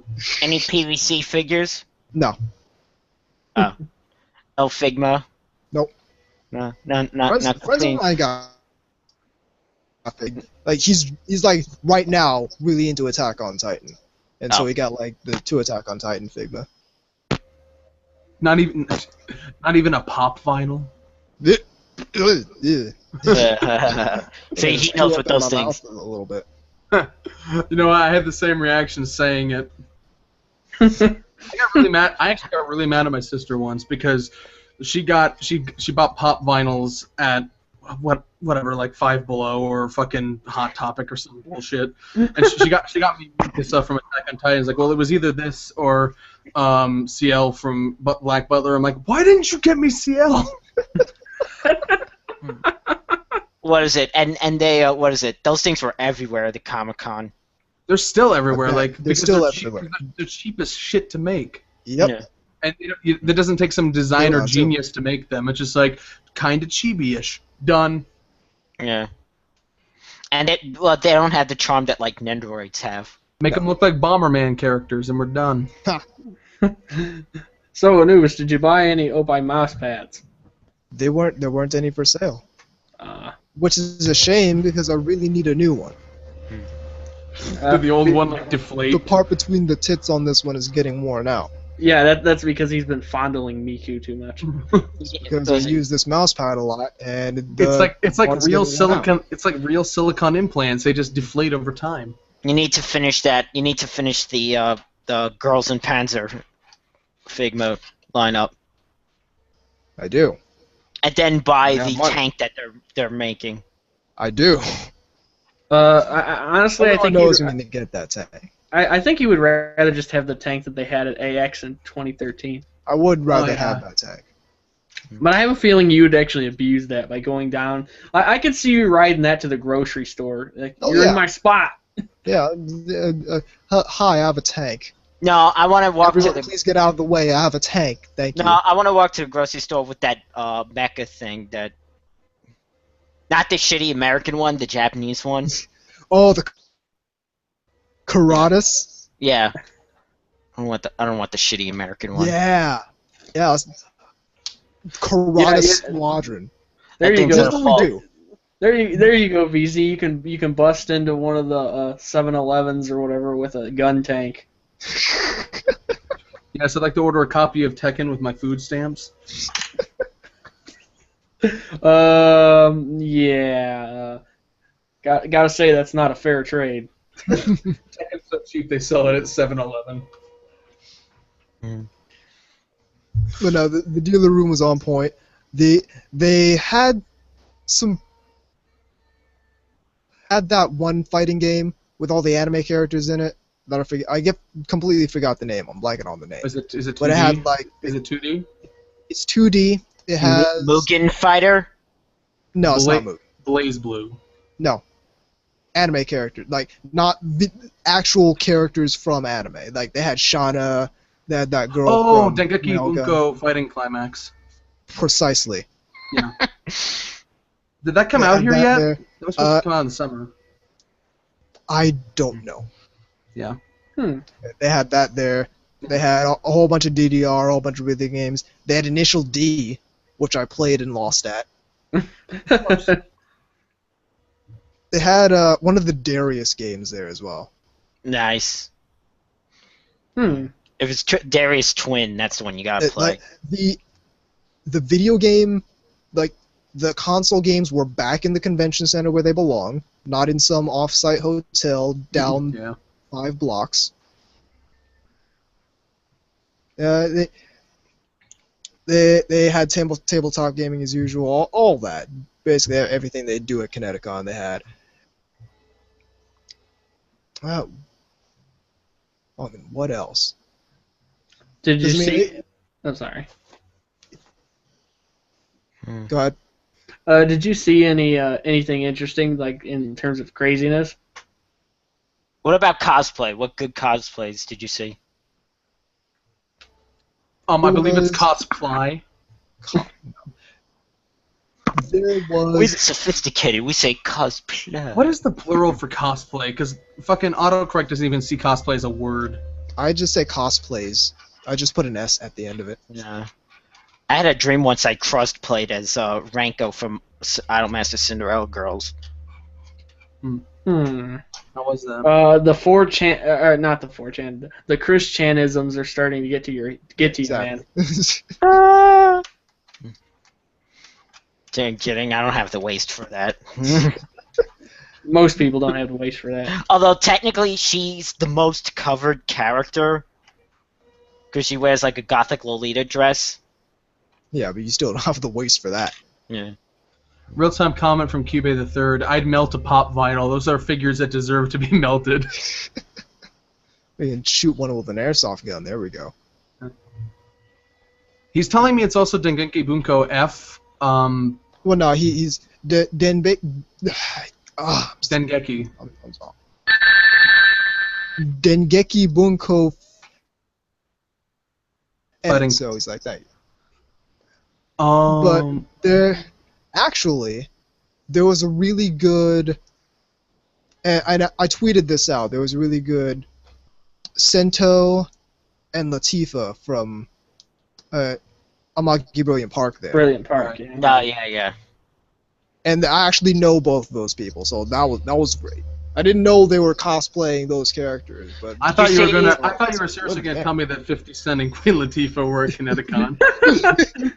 They were just like casually. Well, wait, isn't 50 Cent in financial trouble right now? Is Attack on Titan still? Yeah, he's 17 cent now. Is the Attack on Titan still the big cosplay thing? What's that? Is Attack on Titan still the big cosplay thing? I actually didn't see very many Attack on Titan cosplayers. Well- Like I saw a few, but there weren't like a ton. Yeah, 50 Cent changed his name to Bankrupt. Changed his name to IOU. Yeah, changed his name Now to. it's to check. That sounds like a reggae like a hip 50 hop artist peso. though. IOU. 50 peso. Uh, But yeah, so saw a lot of League cosplay. aha. League of Legends. Yeah. Okay. Okay, did you see any? Oh, what the hell? Did you see any Mundo? I didn't see Mundo. Or what's the one? Did you charm Riven? Oh yeah. I did see it. I did see a Space Dandy. Yeah, I saw one of No. those when I was in Texas, actually. No red line. You're not gonna see Red Line. No. Of course, they'd have to animate themselves frame by frame. Okay. Any No attack. No Flaws of Evil. no the thing. How do you cosplay that? Take The- you do one of those like put makeup on so you look like you have no face. Any of the roaches from Terraformers. Nope. No, That's- no, no, didn't- no, didn't well, that maybe feel there like were- not making flash at Maybe there all? were, but they had to censor them. So No. If you were doing the Flowers of Evil thing, no, you wouldn't even have to do the makeup to make your face like that. You could just put a belt sander to your face, and then go to the con after you that. just walk everywhere like that guy running down the hill, like.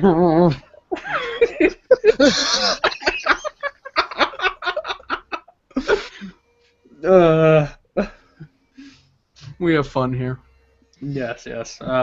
We clearly are having way too much fun. Flowers of Evil, not even once. No. Just like if you get up close, you can see detail, but if from far away, you can't tell they have a face. You can't even see detail when you get up close. It's like one of those things. It's like maybe it looked great before they rendered it,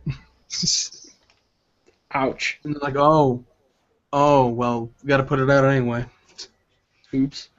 Who cares? But yeah, no. The cosplay was pretty diverse. Trying to remember one, and Any Yeah, Love but- Live or Idolmaster? yes, in fact. Yes to Love Live. I didn't see any Idolmaster. Mm. But there was an entire group of Love Live. Like, not the whole group, but there was at least 4 of them. And they all had beards. It was weird. And then the next day, they showed up cosplaying from Boku no Pico. I wish. Found them at the local biker bar. Hey, I'm cosplaying as a member of ZZ Top.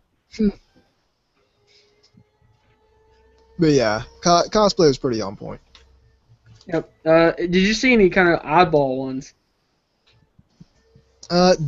There was someone with a costume. It was a giant bear. I don't, Not Pedo Bear? but it was cool. Was it like the Bear Cavalry? No, it was just a giant bear like standing on to. It looked kind of like an Ursa ring from Pokemon, but it was not an Ursa ring. There was the bear. There were like 3, 4 people in you know how they like in like Chinese parades they'll do the dragon, Mhm. that but the Gyarados. Ah, that's cool. Normal or shiny? Normal, Missed opportunity. indeed. Yeah, they had the Gyarados. I mean, he's Hey. basically already a Chinese dragon, so. Pretty much. Yeah. But yeah, that's pretty much the cosplay there. The cosplays there that were there were good. Right. Okay. Okay. So no craziness where you had to throw a water bottle at somebody. Nothing. Or a shoe or whatever else was thrown at George Bush at some point. Nothing like last A year. No. bathtub. Didn't have to An throw eviction anything at anyone. notice, you know. Yeah. Dick Cheney's BlackBerry. Yeah, most of the hotel room stuff was pretty chill. Like the hotel room was where I watched all the first episodes of those shows. Like we watched the first episode of Monster Musume, we watched the first episode of Gay, we watched the first episode of Umaru-chan. Drawing Girl says, if I saw someone cosplay as the manga Nakamura, I'd glomp her. Don't talk shit about my waifu. The manga Nakamura is cute. The anime, they kind of. Isn't it sad that Rector. real-life cosplay of manga characters would look better than what they ended up doing in Flowers of Evil? Yeah. Sort of. Yeah. I mean, hey, I saw a cosplayer not that long ago at Akon that was from Bible Black. Hilariously enough, there was a Bible Black cosplayer at AB this past year as well. Aha. Do you know who it was? Imari. Oh, okay. So did they have like the side tail, ponytail and everything? Yep. I imagine that would actually be hard to pull off. I don't know how she did it. Just a lot of spray. These are the big questions. Yes. These questions could have their own panel.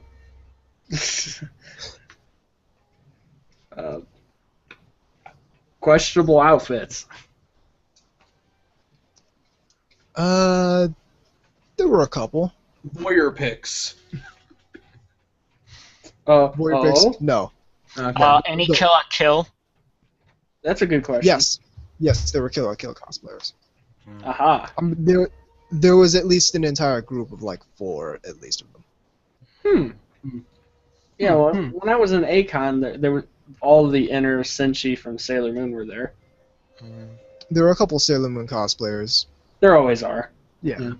No Monogatari, I imagine. I'm certain. It's in one of the Geeky Pandas music videos, I believe. There was a Mayoi there. I didn't see her personally, but I remember seeing a Mayoi in one of the Pandas music videos. Well, the Pandas music video that is out right now. It's one of those things you see so many people at a con that it's hard to remember. Mm. Right. Yeah. Well, it's like there are so many people at a con that you look at the cosplays you missed seeing, like how did I miss seeing this? But there's just a quadrillion people. Okay. I have to ask. It's also colorful. It's also weird. It all just blends together. I have to exactly. ask. Were there any Ninja Slayers? I wouldn't know a Ninja Slayer cosplayer if it came up and smacked me in the face. Mm-hmm. I think you would no, actually. Inferno That's a weird thing. Any Inferno Cop?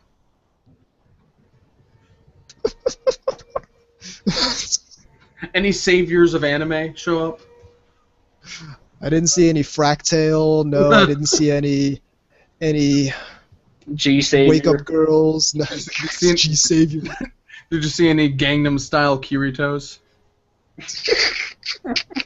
I'll never forget that day. Hey, no, I don't think anything's ever gonna beat the Jewish Flava Flav I ever saw. Right. Like he's wearing the giant Viking helmet and the big clock and everything. Wasn't that from like Disaster movie? I was just talking about it at a con I was at. No, that's a real thing he did once. I swear it was like a cameo in one of those disaster movies. all hundreds of those. Yeah, exactly. Well, they don't make them anymore, which is weird. Shitty as they were, it's like they got the numbers. I suppose. Whatever, we're not complaining. Yeah, The Day After Tomorrow 2. But yeah, like, Arrival was smooth. Everything about the con, except like the elevators, which are always a problem at every convention, ever. Was there like people doing the thing where there's just like partying pretty much in the elevator? Yeah. So wait. I expected you to say no. When you went up the elevator. So when you didn't, that just came across as really funny for Anubis, when you went up the elevator, was there the little wheel thing that went tick, tick, tick, and were you just like standing on the side while someone else This is was in? 2015. It's This not was a 1933. It's not like a rotary phone, dude. It's like, No, do you Do get they what have to I'm- draw the horse and carriage too? No, do you don't get what I'm getting at. actually, I Go down to do. the It's- haberdasher. Okay. But no, And you didn't move for like elevators 2 are minutes? And you didn't move for 2 minutes? I regardless of what, I was in the elevator and I basically stood completely still. Any mosh pits? in the elevator? Anywhere. Oh, Just Any ball pits? Yeah, any ball pits? It's not Dash. No. No. Ball pit cosplay is a thing. I don't know if you know that. Hey, nothing's gonna beat the guy who has a giant trash can thing on it that says your waifu. Which was also at Connecticon. You pee in the I hear they're doing another DashCon. Well, of course. I heard That's they're always going to flying. happen. It's Somebody like the needs kids, somebody it's like needs to go there with a camcorder and chronicle that. Yeah, It's exactly. like the kids who dress up in like a white box for Halloween, pretending they're an iPod. It's like it's always going to happen. 'Cause it's cheap. Yeah. So yeah, I'm gonna cosplay as Steve Jobs. I'm just gonna lay still in a box. Clutching your pancreas. It was too soon. And nothing's too soon. Yeah, the elevators were a problem Saturday night. And Sunday morning, I didn't even bother with the elevators. I just took the stairs. There you go. That's how you know the elevators your are goddamn pissing me move. off.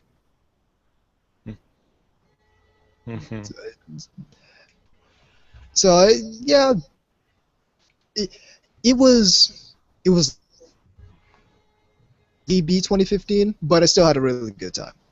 Did you any good local like cuisine or anything?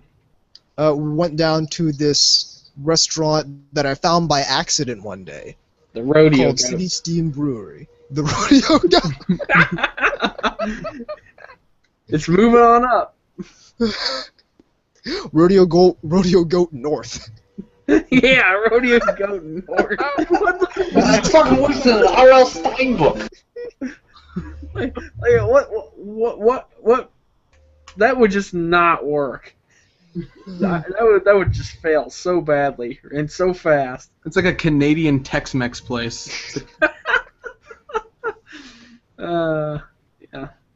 But yeah, we went out to this place called City Steam Brewery, which I found by accident one day, and that's a very nice place. We had some cider, had some burgers. Like this was the day before the con actually started, so Right. we were just relaxing, getting some food. The eye before the storm.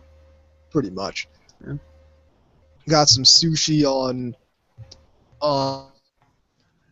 Monday night with a delivery driver who didn't know where the hell the entrance to the hotel was. Sushi or California sushi? In Connecticut? In Connecticut somehow. Well, did you take a shuttle? No, Okay. we didn't need to. Have you ever taken one before?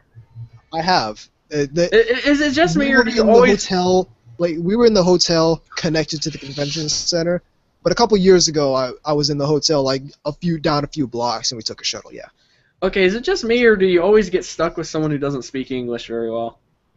I have never had to converse with the shuttle driver at any point in time, and wish to continue that being the case. We speak the language of money. Just hand it to them. Yeah, well, they're just like screaming. They're just like a screaming Turk or something, you know? What is that? What is that one show where you get in the cab and all of a sudden it's a quiz show?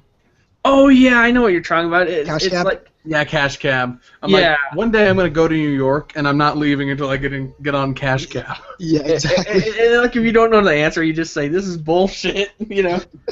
Just Drop like me say off right something. here. Yeah, I remember everyone, if they didn't know the answer, they just like get off right there. They just yell something offensive. Fuck this. Mm-hmm. No, I'm not paying the tab. There are cameras in the cab. No, wait, come back. You're wrong thing you're thinking of.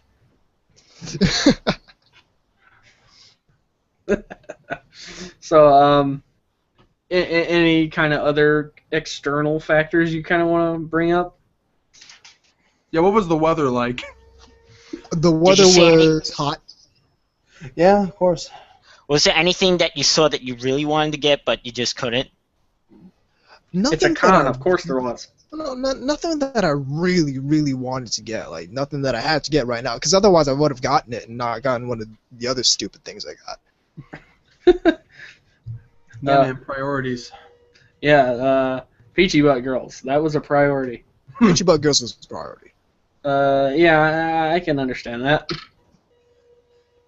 Actually, one thing I did, I don't know, I don't remember why I did this, but I got the handguard of my L85 signed by Jacob. Interesting. But yeah, overall it was a pretty alright convention. I'm definitely excited. Were you dressed up like in your like gear? What's that? Were you dressed up like in the gear like you normally are? I had 3 costumes. I was doing the Zero. Mm-hmm. I was doing basically the 3 costumes I had at Anime Boston. I was doing Zero from Code Geass, Cypher from Ace Combat Zero, and the Maid. From Zero? With Maid all the Zero? combat gear on. Maid Zero? I have to ask, any one-handed rail jumps?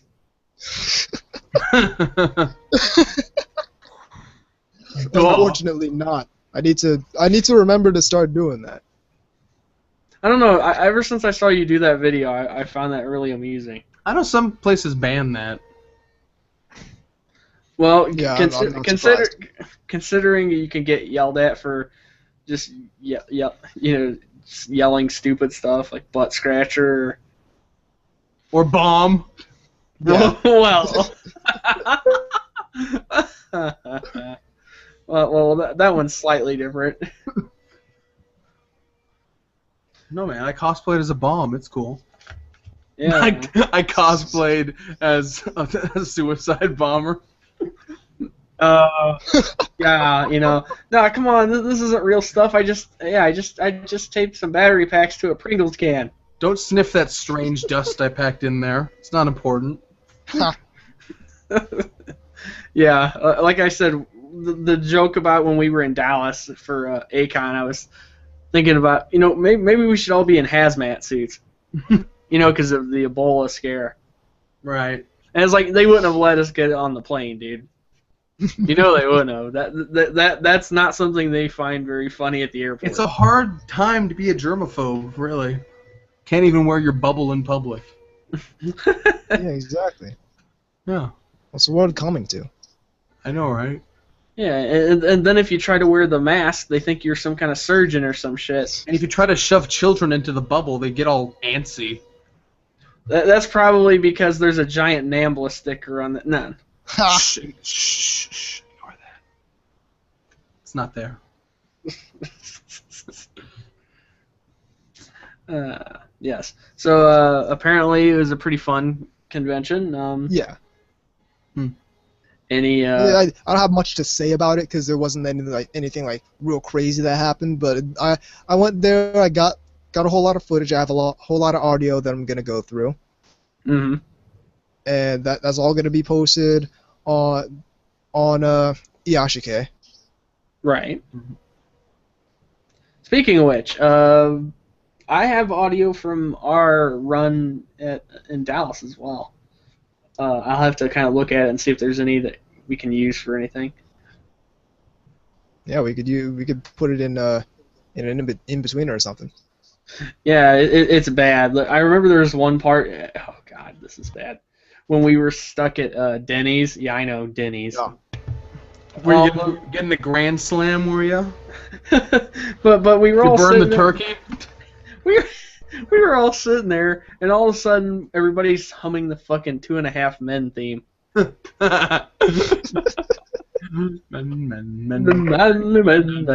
Exactly. And then everybody started joining, and there's like 4 or 5. Well, that's like one of the most. If you're gonna hum something in public, it might as well be that. Yeah. It was completely random, and we weren't even talking about the show. One of us just kind of started doing it, and then everybody joined kind of in. Well, that's what happened in high school all the time. Is like somebody would start singing one of the Sexual Lobster songs, and everyone else would join in. Or just like anywhere when somebody's just slowly singing like Bohemian Rhapsody or something. Oh yeah. It's just, can you really stop yourself? Is this the real life, or is this just fantasy? Okay, we better not. Copyright strike. Yeah, exactly. Somewhere. But yeah, that's Right. kind of thrown off by the technical difficulties, so I completely lost my train of thought. But that was Connecticon. Indeed. So, have you already decided on what you're doing like next year, or is there anything else you're doing this year? I have other plans, but I don't know if they will entirely come to fruition. So I don't I don't want to make a claim and then have it not happen and be embarrassed. It's got to teach them the difference between strategy and tactics. Yeah, exactly. Yep. Yes. In this case, it's like, well, I'm already on free park, and I don't want to land on luxury tax. In any case, that's the break. Keep it right here on NTR Radio. That's Escape from reality. She's a killer queen. Super freak. Super freaking. Stop. Hammer time. Pretty woman walking down the street. Cat calling. Pretty lowly. Monday morning feels that way. Is that a little too old? Well, I'm just like, what did I hear in the car in the 90s that was taken from the 70s?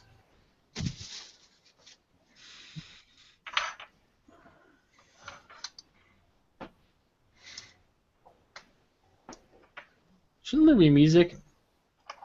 I'm working on it. I'm working on it. In place of music, we have the Law and Order theme.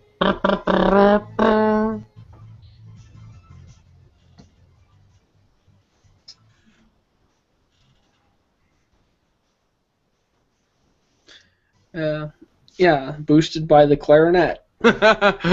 Trying Girl 94. Is this the real life? No, this is Patrick.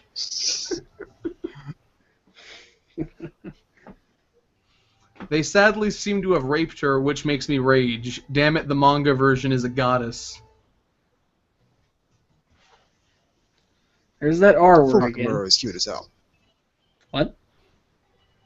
No, I'm saying for Well, real though. that's what Flowers of Evil is, though. It's visual rape. My eyes needed counseling.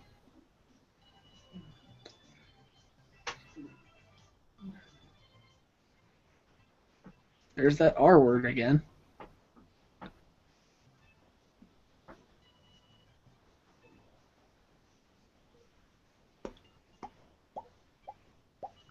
Okay, Apparently- we have 3 males this time.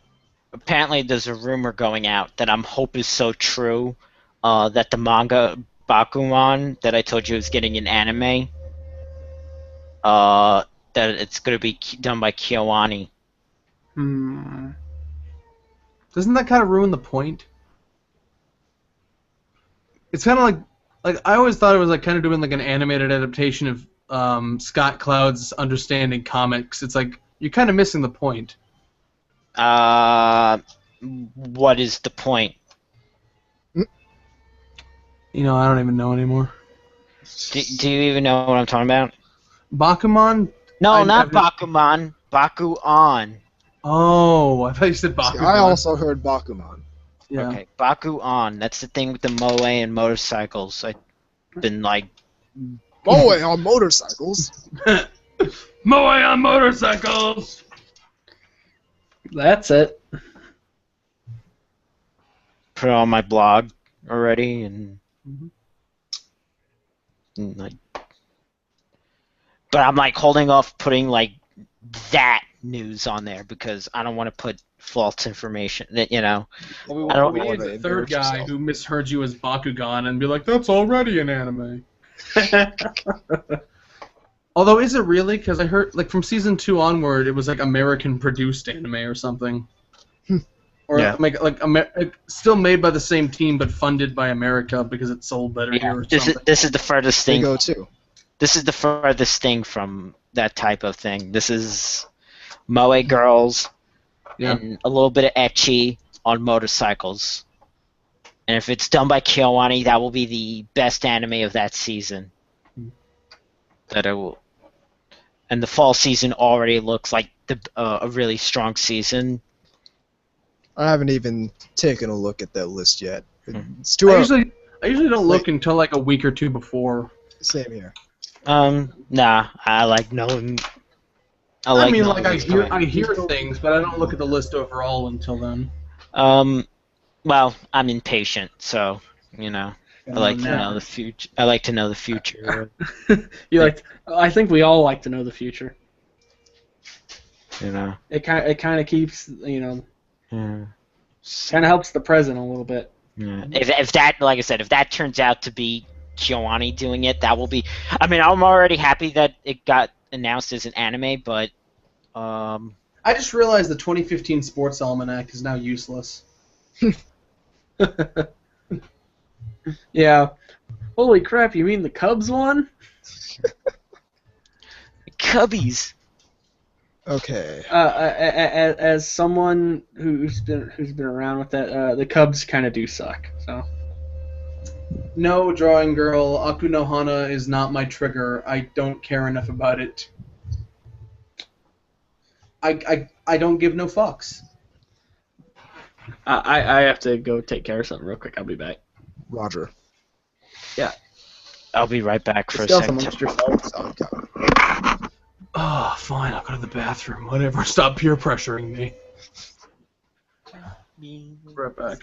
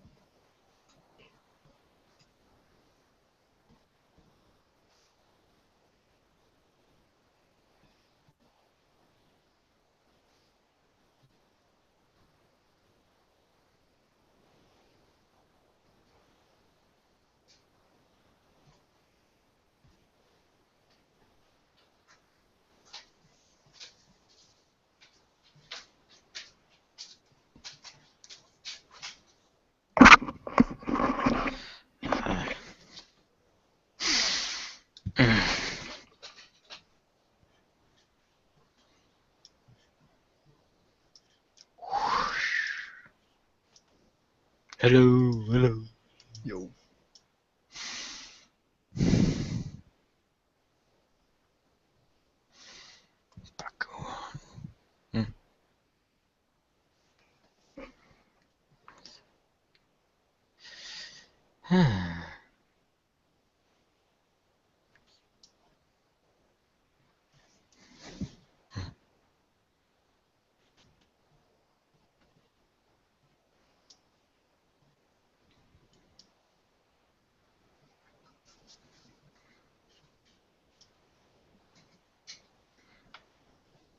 Back. Yo. Had to decide what brand of fish oil pill was best.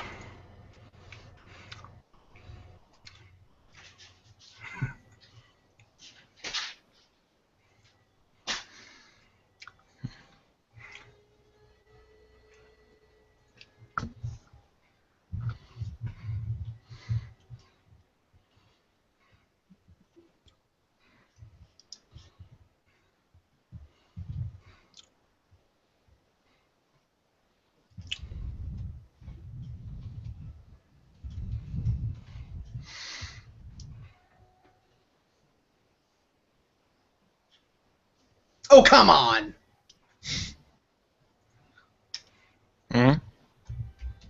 This chain on Twitter is getting more and more names. We're all in it. Cube's in it. Drawing Girl's in it. Pervy Fat Man's in it. It's like we're barely gonna have any tweet left at this point. It's just gonna be usernames.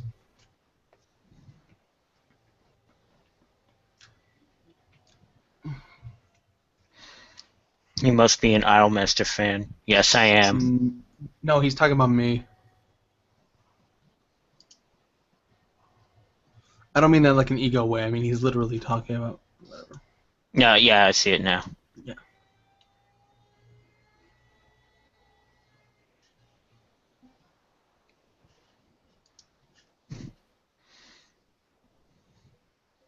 IGN News: people keep rear-ending Google's driverless cars. I think that's hilarious. That is great.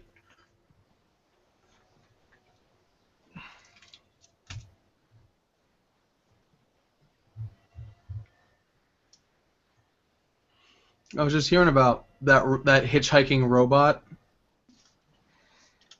Where they just like yeah, they build a robot that can be tracked and converse with people, but it can't move on its own. So they basically just dropped it in the wild and had to see if people would hitchhike it from Salem to San Francisco. And I'm like, oh my god, people are gonna vandalize the fuck out of this thing. Yeah. There's your grant money down the fucking toilet.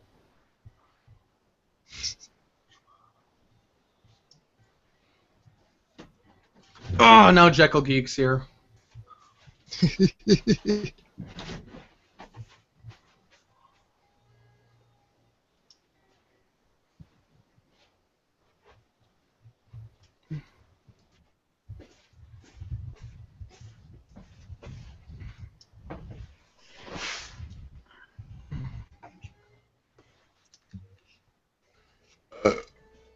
Ugh. Alright, I'm back. You want a fucking medal? Only if I can pawn it. Yeah. Okay. Email box up. Ready on third segment. Yeah. Check. In 3, 2, 1. Welcome back to NTR Radio. We have mail. Incoming message. Okay, so once again, I'm going to do this thing where I read the second one first, the third one second, and then the first one third. I mean, it's the only way to do things. Of course. Yeah. Dyslexia here on NTR Radio. This first one's coming in from Jekyll Geek. Hello, NTR Radio pals. I have some more questions for you guys. Number 1, which is the better survival games girl? Momoru. Now, I haven't seen the third show yet, so I don't know anything about what was the? Well, wait. What was the? which is Survival. the better survival games girl, Yura, Momoka, or Hotaru. Basically, know the what- main character of C3 Boo, the main character of Sabage Boo, or the main character of this new Airsoft show that's out now. There's a new airsoft show. Evidently. Oh, I like how we call that as if that's as if that's a genre. But yeah, I mean, my answer is none of them. Yura's kind of a bitch when she threw out kind of a bitch to that was the point of the show. She turns out to be the kind of as an airsoft player, the kind of person I hate, the kind of person who ruins the dynamic of that game. right. Momoka, I don't know, she's kind of boring to me, and just I'm not a fan of people who just use exclusively pistols. And I know nothing about Hotaru, so. Let me ask everyone a question though. What is the obsession in these airsoft shows with the Desert Eagle? I mean, if you're in a culture that doesn't have any guns, I guess you just obsess over what's popular. It's like I don't understand why the Desert Eagle's popular. Yeah, it's like when you talk about something, but you only know you don't really know what you're talking about. You only talk about the most popular things. Which is why they choose the Desert Eagle. It's like, yeah, I love cars. I love the Ferrari, The Dodge Viper. the Camry, a Chrysler. Because I look up this third show that Hotaru's from, and the first thing I see is this person with a Desert Eagle. I'm like, again. Well, maybe they associate it with the bald eagle. No. is that like the L? So really, you're accusing them of cultural appropriation. Is that like the gun in what's that show? Apate, the English one. No. Because that's one I actually like. No, the Desert Eagle is this massive 50 caliber handgun. And to put it in perspective for you, 50 caliber is the caliber of bullet that they use on the decks of ships to shoot down airplanes. 50 caliber is the caliber of bullet that that a sniper rifle uses that will punch through an engine block and kill whatever's on the other side. Yeah. Like 50 caliber is used to destroy things more so rather than to kill. Okay, I see what a Desert Eagle looks like. 50 caliber handgun for no reason. The thing holds so little ammunition. I can't possibly think of a single application in which you're going to need that big a bullet in a pistol. I mean, what if you need to shoot down an airplane with a pistol? I mean, I'm just gonna try and avoid being in situations where I'm facing off against an airplane and all I have is a pistol. Yeah. I feel like that's just easier than. Although it could be like and trying to do that. For some reason, I can almost see some National Lampoon kind of thing. It even says in the Wikipedia it has become an icon in both film and video games the world over. Yeah, for no reason. Just because it's big and fires a big round. If you want a big pistol, get a Mark 23 SOCOM. It's massive, holds almost twice as much. Yeah, but people are stupid. That name is harder to remember. I mean, it was in Metal Gear Solid. That is true. That's all I'm saying. Yeah. Next question. So was the Desert Eagle, I believe, though. Not to my knowledge. At least not in it might have been in 4. I haven't finished 4 yet, but as far as I understand, no, it wasn't in 1 or 2 or 3. I'm googling this. We don't have to ask questions. We have the internet. Yes. Gotta ask Jeeves. I'm gonna Bing it. Wait. Ask Jeeves. Go to dogpile.com.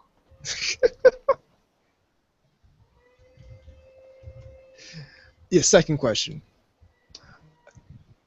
Which, to be fair, this isn't actually a question, but here it goes. VZ Mark II, I have a mind to kidnap you and drive you to an undisclosed location and force you to marathon Aria. Why? The show is so soothing. That trauma of being kidnapped.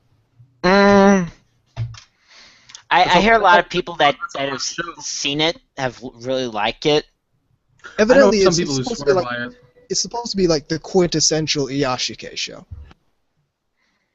Yeah, but It's also my the essential anime if you love gondolas. I don't know. Well, maybe I'm more into Iyashike comedy. This is probably my thing. I looked it up. The Desert Eagle was in both Metal Gear Solid 1 and Metal Gear Solid 4. Oh, it wasn't one. So maybe it's more like Iyashike comedy that I'm into. So, Hidamari sketch. Oh, I get it though, because Meryl had the Desert Eagle, and it was a sign of her inexperience. I do remember it before then. Yeah. It was stupid then and stupid now. For Metal He Gear Solid- has a P.S. He's not really going to kidnap you. I know. That was your Metal Gear Solid trivia for this episode. The next email brings us a third question from Jekyll Geek. 3. One further question: what is the maximum length of a light novel title? As short as possible, while still giving the show you in fact need to tell the entire story of the show within time. Here's my answer. Not a sentence. Yeah. Yeah. When it's not like just a phrase or something like that. Yeah. When it starts to look like one giant run-on sentence. Yeah. But apparently that's what sells. Evidently, I read that the author of How to Pick Up Girls in a Dungeon, or whatever, or is it wrong to pick up girls in a dungeon? Originally, just wanted to call it Familia Myth, but his editor's like, "What the fuck are you doing? That's not going to sell."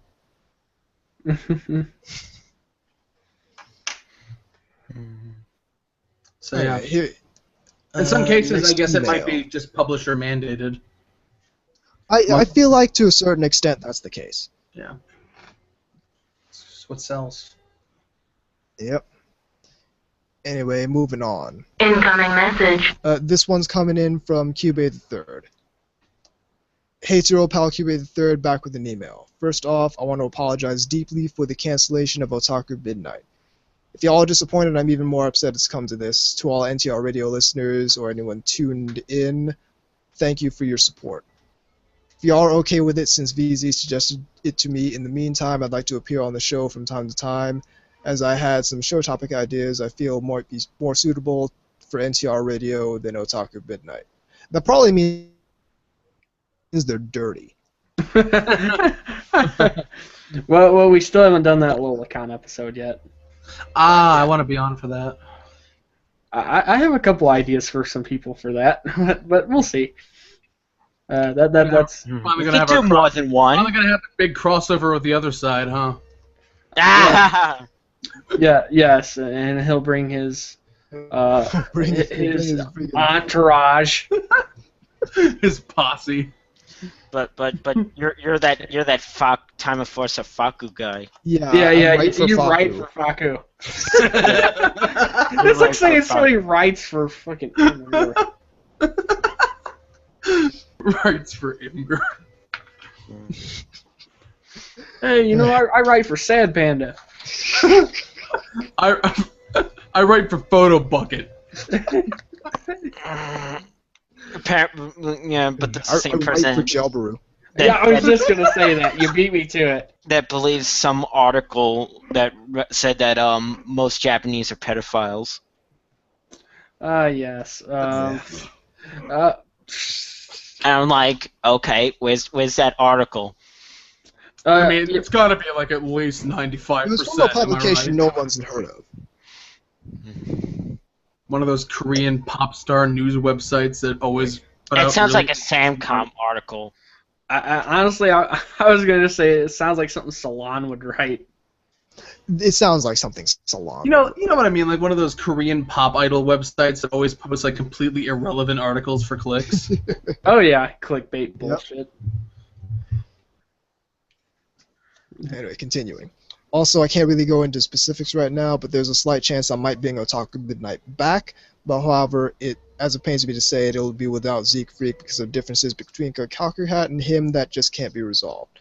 Nothing personal, Zeke. I'll try and have him on as a guest every once in a while. Again, I'd like to express my full gratitude to the people who listen to our show, even if it was a super small audience, and you, Anubis, for hosting us when YouTube gave us the shaft. And also to the people who gave their well wishes support during I had. Thank you very much from the bottom of my heart. Before I go, I have 2 questions for you. What are some terms that get under your skin? And I'll preempt you guys besides social justice and Tumblr buzzwords. The words that get under my skin. One obvious one is irregardless because it's not a fucking word. You ever hear somebody? You ever hear somebody say that? It just like it makes you just kind of stop and be like, wait, what? Pencil lead. Because we haven't. Come on, we haven't used lead in pencils since the fucking 30s. Let's see. Pandering. Yeah. Why are my kids poisoned? Propaganda. Jingoism. Yeah, these are all ones. Poison. Moe shit. Moe shit. Actually, that one cracks me up most of the time because most of the time when I see it, it's people like channers just being ridiculous. I know. They're not. They don't Milk even mean toast. it. Okay, that one I can understand too because Which one? milk toast. Toast. Oh yeah.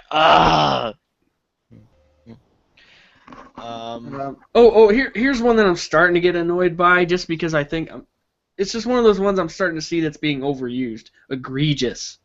Egregious. And you know, Egregious. I love the word egregious. And I'm I know. so upset. Fucking ruining it. I love that word. It's like all these people go to the thesaurus at the same time. Yeah, exactly. Well, if you have any modern versions of Word, it's built in, so you can just be like, I want another word for this to make me sound smarter. Which is what I think they do. I mean, irrevocably so. Beta male. The whole beta, alpha. Yeah. Gamma. Yeah. Are you a gamma male? Gamma male, what are you, trigender? Triggering. That's another one. Then we're You drifting already back. said no. Yeah. We're drifting back towards that. This is buzzwords. You're getting dangerously Tumblr here. It's so hard because that's my whole life now. Let's see. Words that just rub you the wrong way. Pedophilic when that word has a very specific meaning. Yeah. Yeah. You know, it means a very any sort of when people use words outside of their very specific meaning. Oh, I got one.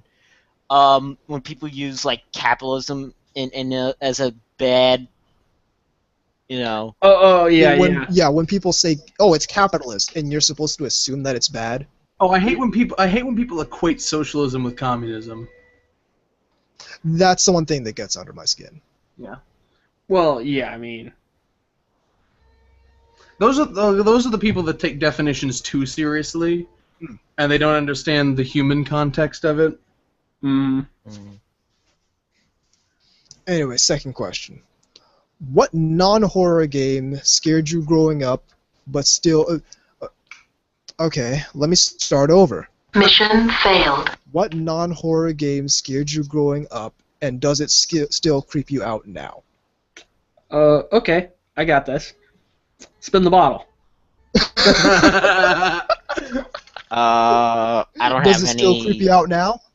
Oh yeah, especially if you're in a room with strangers and they're all like, you know, old golfers or something. Yeah, 7 Minutes in Heaven creeps me out. Twister when you're the only person in the room. Beer pong, white van, That really freaked me. None of these I was in, so. Mr. Snake really freaked me out as a kid. None of these I was in, so pass. You know a game that, for no reason, creeped me out as a kid, but like I'm completely fine with it now. Myst. Oh, Y'all remember Myst, that point and click game? Oh yeah. Oh, It's okay. so I got it. You mean No. MYS? MYS. MYS. Yeah, miced. Yeah. Okay. I get that because it's That- so yeah, it's that- isolated. Yeah, you are all alone, and like when I picked up like the red book and saw the dude there, that just freaked me out because Yeah. I got I'm one. waiting for this guy to pop up somewhere. Yeah, No. I'd imagine because as a alone. kid, it's like you need to have like people talking to you. Yeah. 'Cause Okay. otherwise, it gets like I had when I was a young kid, I had like a Windows 98 machine in my bedroom, and I'd be afraid to use it because I just didn't like doing it alone because I was used to people being around me when I used the computer because I was a kid and it was the 90s. But so when I did it alone, it just freaked me out, so I never used it. And eventually they got rid of it because I never used it. And then when I got older, I wanted it back. And well, that sucked. I got one. Wiffle ball. Wiffle ball scared you growing up? In school because I didn't want to get hit with the hard plastic ball. But it's hollow.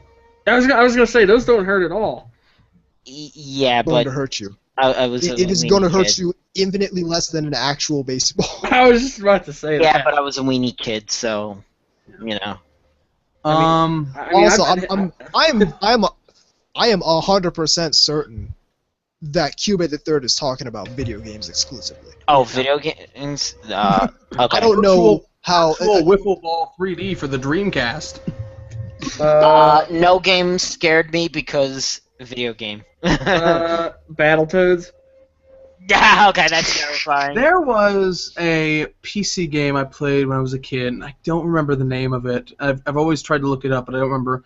It's the one with the kid named Billy, and he has the dream, and he climbs the ladders. Yes, I know what you're talking about. And there's like there's the fruit people that chase you down when you're climbing the ladders all over the stage. Yeah, Angry Video Game Nerd talked about that. I do not remember what the fuck that game was called, but that freaked me out as a kid. Nightmare creatures. Yeah, Nightmare Sentient Fruit People. It's the same thing with that fucking Courage the Cowardly Dog episode with the sentient bananas. I didn't eat a banana for 10 years after that. So yes. I still don't like to eat bananas because of that fucking shit. Eee. But yes, I remember Nightmare Creatures. I remember playing that on the PS1 because my cousin had it, and he had this big surround system. And it was one of those things where it was really dark, just like the actual lighting in the game. Mm-hmm. And you'd just be walking in like this, like these Dick Wolf things busted out of the thing, start chasing you around.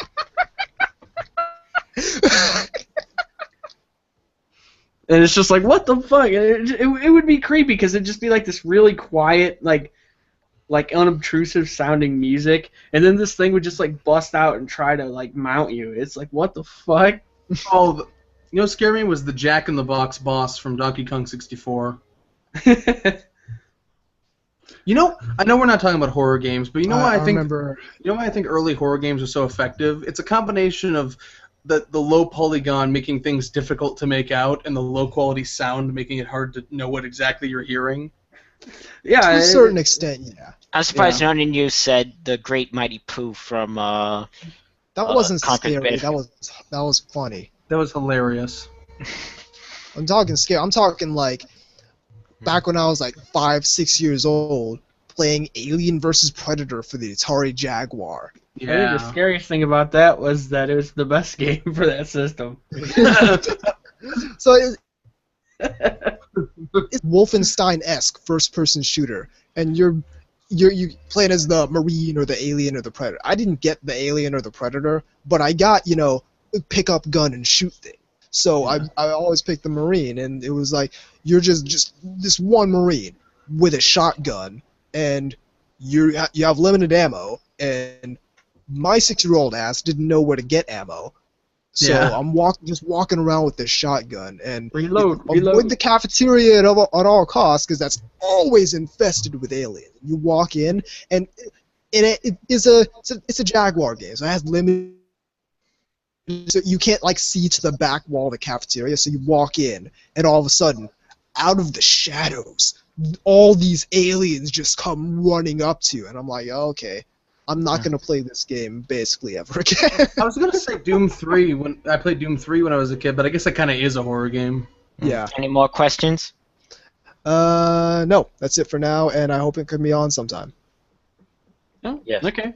Cool. That's it for the Also, emails. I wanted to point out there was never a really good time to bring it up, but Drawing Girl says she wants to be on the Lolicon episode.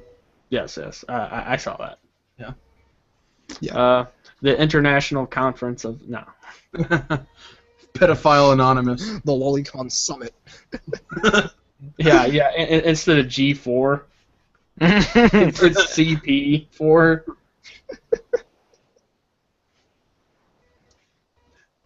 We're so gonna get shit for this.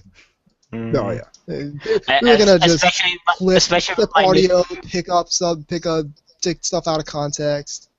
Yeah, especially I have a especially feeling my that's new going to happen. NTR Radio logo that's drawn in like child font. Yeah, It's I drawn didn't with like think of fucking that. crayons. Yes, indeed. Not getting the context of why. That's the most. You're talking about terrifying. That was the most terrifying thing. Putting a tape in and hearing that. Oh yeah, you know what's terrifying? Answering machines. Indeed. Now we have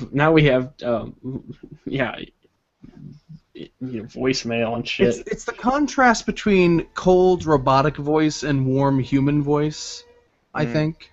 Yeah. Message is. I hate Number hearing of- answering machines when I'm alone. I hate me too. I hate the. One of the things I hate is on the old PCs when they had the antivirus things, like that creepy fucking like Russian voice would pop up. Yeah. Attention, please. Your computer has been infected by a virus. Phones are terrifying because it's so fragile in your mind. It's like the person you're talking to could disappear at any moment, and you just be left with silence. Hello? Yeah, like you're in like an emergency situation and like they're your lifeline or whatever, and then they just stop talking. You're like, hello, and then like 5 minutes later, like, yeah, what? Sorry, I just wanted to get a bagel. What's up? It's like, hey, how far away is the sun from Venus? Hey. It's like, yeah, and then you come back. It's like, oh man, I just had to take a dump. Sorry about that, man. Like, you're terrified, and they're treating it as casually as a Skype call. Well, let's get into the real reason why Siegfried's even here. Damn. I was wondering, because I'm like,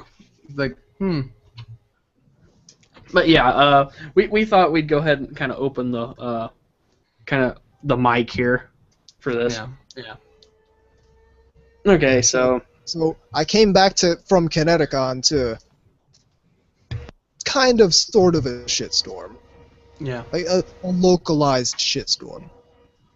yeah, I mean it wasn't like Hurricane Isabella. Or something. Passing shit showers, Yeah. It was a shit event. Precipitation chance, high, but not that high. Brown rain. Chocolate. Chocolate rain. How did I know somebody was gonna do that? Does this have to do with the Attack of Midnight? Yes, that's why I read that email last. Okay. I didn't want to go like, oh, talk at midnight and all that, then go into questions, then go back to talk. Yeah, we didn't want to go from So- what's your favorite airsoft girl? Okay. So what happened? What happened, as far as I understand, and I don't have all the pieces. I wasn't there for everything. It wasn't me that they were going after, and it was Gabriella and Rose Bridges, two ANN contributors. They are not formal employees. They do the daily streaming reviews. They've been there for a while, probably the last year or so, I'd say. They may have been longtime forum members or something. I don't remember. So someone, I guess, either she found it on her own or someone tipped her off. somebody found out the criticisms I was saying about Gabriella and other ANN contributors. They misconstrued that as me harassing them, and they went after Cube the III and Kikaku Cat because they were connected to me through the podcast, as if I was somehow their responsibility.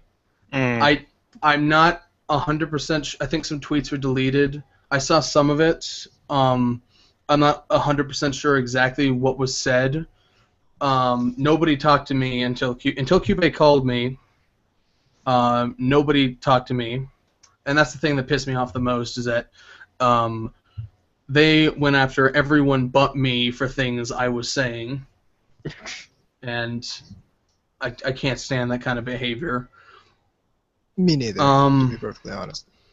And it got to the point where apparently Cube called me because he wanted me to do, for damage control as he called it, he wanted me to issue some sort of apology or whatnot. And of course, I wasn't about to apologize for my opinion. I wasn't about to apologize for mere criticism. I didn't harass anyone. You know, I've never even directly talked to these people. Yeah, so, I mean, that in of itself makes it kind of hard to, classify as harassment. Yeah. So, I basically... I say shit about Zach all the time. I never got... So. I'm sure he doesn't even know. Well, actually, so I did a series of tweets that were basically a disclaimer stating that I never meant any harm to these people. I've never engaged in harassment of these people. I've never encouraged anyone else to harass these people. I don't know where this is coming from. Basically a bunch of disclaimers that I was only offering criticism of their statements and their character. Rose apparently did not think this was good enough. She called it a non-apology apology, which I guess is accurate, but then again, there was nothing to apologize for in the first place. So she continued to bother Cube about it, to the point where he apparently had some sort of breakdown and entered himself into a psych ward for the night. Oh. And apparently someone issued some kind of ultimatum to Kikaku Cat, some sort of us or them bullshit, and Rose and Gabriella were trying to get people connected to me to disassociate with me, and so Kikaku Cat and a few others unfollowed me, cut ties with me, and he said, Kikaku Cat apparently said that he doesn't want to do a Talk a Minute anymore if I'm going to be a part of it. Ouch. So. Well, I'm keeping both of you guys on, so. Yeah. On our I don't mind. So, I guess so, and then other people got involved. Kevin, you know Kevin, right? I think so. Kevin Faulkner. He caught wind of it. He got wind of what Cube did, checking himself into a psych ward because of Rose. He called me. Man, is that fucked up. Yeah, he called me at like 2 a.m. We talked about it. Boy, was he angry. And I was angry too. I was kind of calm. I couldn't really show anger because it was 2 in the morning. People were sleeping, But boy, was he pissed. He started going on rants. He started the boycott ANN thing, which a few other people hopped on before that quickly died out because Cube said that wasn't what he wanted. I saw that Gabriella made some attempt to apologize to Cube, but it sounded more like she was just saving face than anything else. So, yeah, and that died out because Cube said that's not what he wanted, which probably for the best, because I later learned that at the same time, Ann Coulter apparently said something the SJWs didn't like, so they had their own boycott ANN hashtag going on. That's funny. Which was hilarious. Once I found that, I'm like, wow, that was poor timing. Yes, they're going to think you're talking about something totally different. Other people jumped on that bandwagon. Kaku Cat's brother jumped on that. That I I guess that caused some tension between them as well. So, yeah, just a bunch of disassociation going on because Gabby and Rose did not like my criticisms of their writing. Huh. It's all very immature. Yeah. Yeah. Why can't they just stay as a news site and not opinion piece? Because we gotta have get some opinions clicks these about days. I was gonna say because they're following the clickbait model. Yep. You know, because I always hear complaints about like how things like New Type and all that don't have opinions about the stuff that they. It's like, why do you need reviews and opinions about stuff so badly? Well, here's the thing. Go watch it and form your own opinion. This is something I did an article about. Nobody gives a fuck about opinions. They want perspective, and they want some kind of informed assessment of a work. They don't care about your opinion. Nobody cares about anyone's opinion. If I want an opinion, I could go out on the street. I can go across the street to the friggin' neighbor and ask, "Hey, what do you think about Pat Labor?" And they're gonna give me an opinion. Have they watched Pat Labor? Opinion on it. And if I'm looking for an opinion, then yeah, I've just found one. But what we're actually looking for is perspective. What we're actually looking for is some kind of assessment of the show based on experience as a fan. And that's the whole problem with the whole thing. Is like they're too focused on opinion, and they're way too caught up in themselves that's the opinion thing. Oh, this isn't even the point of any of this, but I'm just mad because this entire situation bothers me. Wow. It bothers me deeply that this is even an issue. That we have this person out here who's giving people, criticizing people, and the stuff he says is his opinion, and he's entitled to that opinion, but the people he's criticizing see it, and rather than be grown adult person who they have a problem with, they're like 10-year-old girls and go out to all his friends, say, "Oh, you know what your friend is saying about me?" And apparently that worked, and it's just this cycle of I can't even think of the word that I'm trying to use right now. This just ladder of these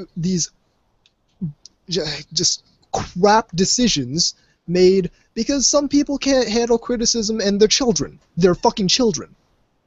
Well, they see, oh, this one guy's talking bad about me. Oh, I don't like it. So you shouldn't be friends with him, nor should you, nor should any of you, because. And I don't know what these two women think why they think they're so important, that they're above criticism like that, but it's 100% childish. 100% childish, and this is the sort of thing we shouldn't have to suffer from the people who are supposed to be professionals in this industry. It's this mentality that sees any and all criticism as some kind of personal attack, which is ridiculous. It's not that. It's never been that. You know, I'm not. At least not usually. I try not to make value judgments about them as people beyond what they're saying is the thing. Not any more than you would for anything else. It's like, yes, I'm going to judge you based on how you act and what you say, but beyond that, I've never gone out of my way to attack either of them or anyone at ANN. Yeah, I mean, I say shit all the time about, their reviews. I'm not going to say, because apparently I hear he gets someone like Zach gets like death threats and all that. I would never do that. No, that's a shitty thing to do to a person, regardless. Yeah. Nobody should have to deal with that based on that. But you can be criticized. You're a human being. You write reviews, of course you're gonna have criticism of. Oh yeah, you're an anime critic. Oh, you can't criticize me. No. I'm professional. I get a paycheck. You know. A couple years ago when I did on Anime Criticism Part 2, and Zach got pissed about that, and do I like his reviewing style? No, I really don't. But if I'm looking for examples of what I think is poor, what I think is done poorly, and his is what comes up, that's criticism. I think it's fair. I don't really think there should be a problem with that. And there could be a dialogue about that, but I don't think it should have been this whole big thing that it erupted into. And there's no reason to attack people for criticizing you. Address it like an adult, or ignore it. And of course people are going to criticize you. You run a website, nay, a community that actively antagonizes people, and you think nobody's going to have a problem with that. What this is, what they did, what Gabby and Rose did, this is bullying. This is schoolyard tactics. This is a 10-year-old girl who saw another 10-year-old girl say something bad about her, and now goes all to that other 10-year-old girl's friend saying, you shouldn't be friends with her. She said this, and this. They're acting like girls. We shouldn't have to deal with that, but somehow we do, because these are the kinds of people that get hired at these publications. These are the kinds of people who can't take criticism, don't want to take criticism, don't ever want to see criticism of their work, think they're above criticism, and when they do, they don't go to that person like an adult. They try to get everyone to dissociate. They try to bully, shame, and harangue people to get them to dissociate with that person. For what? Do you think any of these people are your friends? You think that just... Oh, you do an anime podcast. You do an anime podcast. You have a couple listeners. You follow these people on Twitter. You think they're your friends? Do you think they will? Do you think after this they will stick up for you if something goes on with you? And no. I don't think. I'm not going to believe for a second that any of these people are real tight friends with anyone they're trying to harangue into dissociating with someone they just don't like. No, hell no, no way. It's just, the whole situation bothers me. Bothers me that it's come to this. Gabby, I worry about you because it got to the point where you start referring to me as a scary person because I have criticisms of your opinions on politics and cartoons. And I'm a guy on the internet that not only have you never met, you've never even talked to, and somehow I'm someone who scares you. It got to the point where she's so deluded that she thinks I'm going to physically harm her. Yeah, it just reeks of not really living kind of in the real world in a way. Most SJWs don't. Yeah. They want to live in this fucking world where they are able to disseminate their opinion, and the only opinions they hear back are opinions that agree with them. The echo chamber. It's an echo chamber because they're too busy banning anyone who says things they don't like. Yeah. So. Well, right. I'll tell you something ridiculous I saw earlier. Okay. I think it was actually on Wikipedia. There was something that said, cultural Marxism is a right-wing conspiracy thing, blah, blah, blah, blah. But then I looked at the person who wrote that, who added that, and they identify as a Marxist. So, yeah. And it's just like, what the fuck, dude? And I love how right-wing is now just an insult. Well, and it's a go-to thing. Like, there's no such thing as you're either us or you're this fucking. No one on the left would dare disagree with my identity politics. There's no spectrum. Exactly. It's all one. No true Scotsman. It really is. It totally comes across that way. And they deserve to be criticized because they're openly antagonistic to their audience, and they're not about criticism, and they're not about perspective. They're about politics. They're about a bunch of people gathering together, listening to people, telling them exactly what they want to hear. If you watch the show, you live in the windowless fan. They are too busy warning people, literally warning people about content that might offend them, rather than talk about the show itself. That's gonna be the new, like, you know how they have the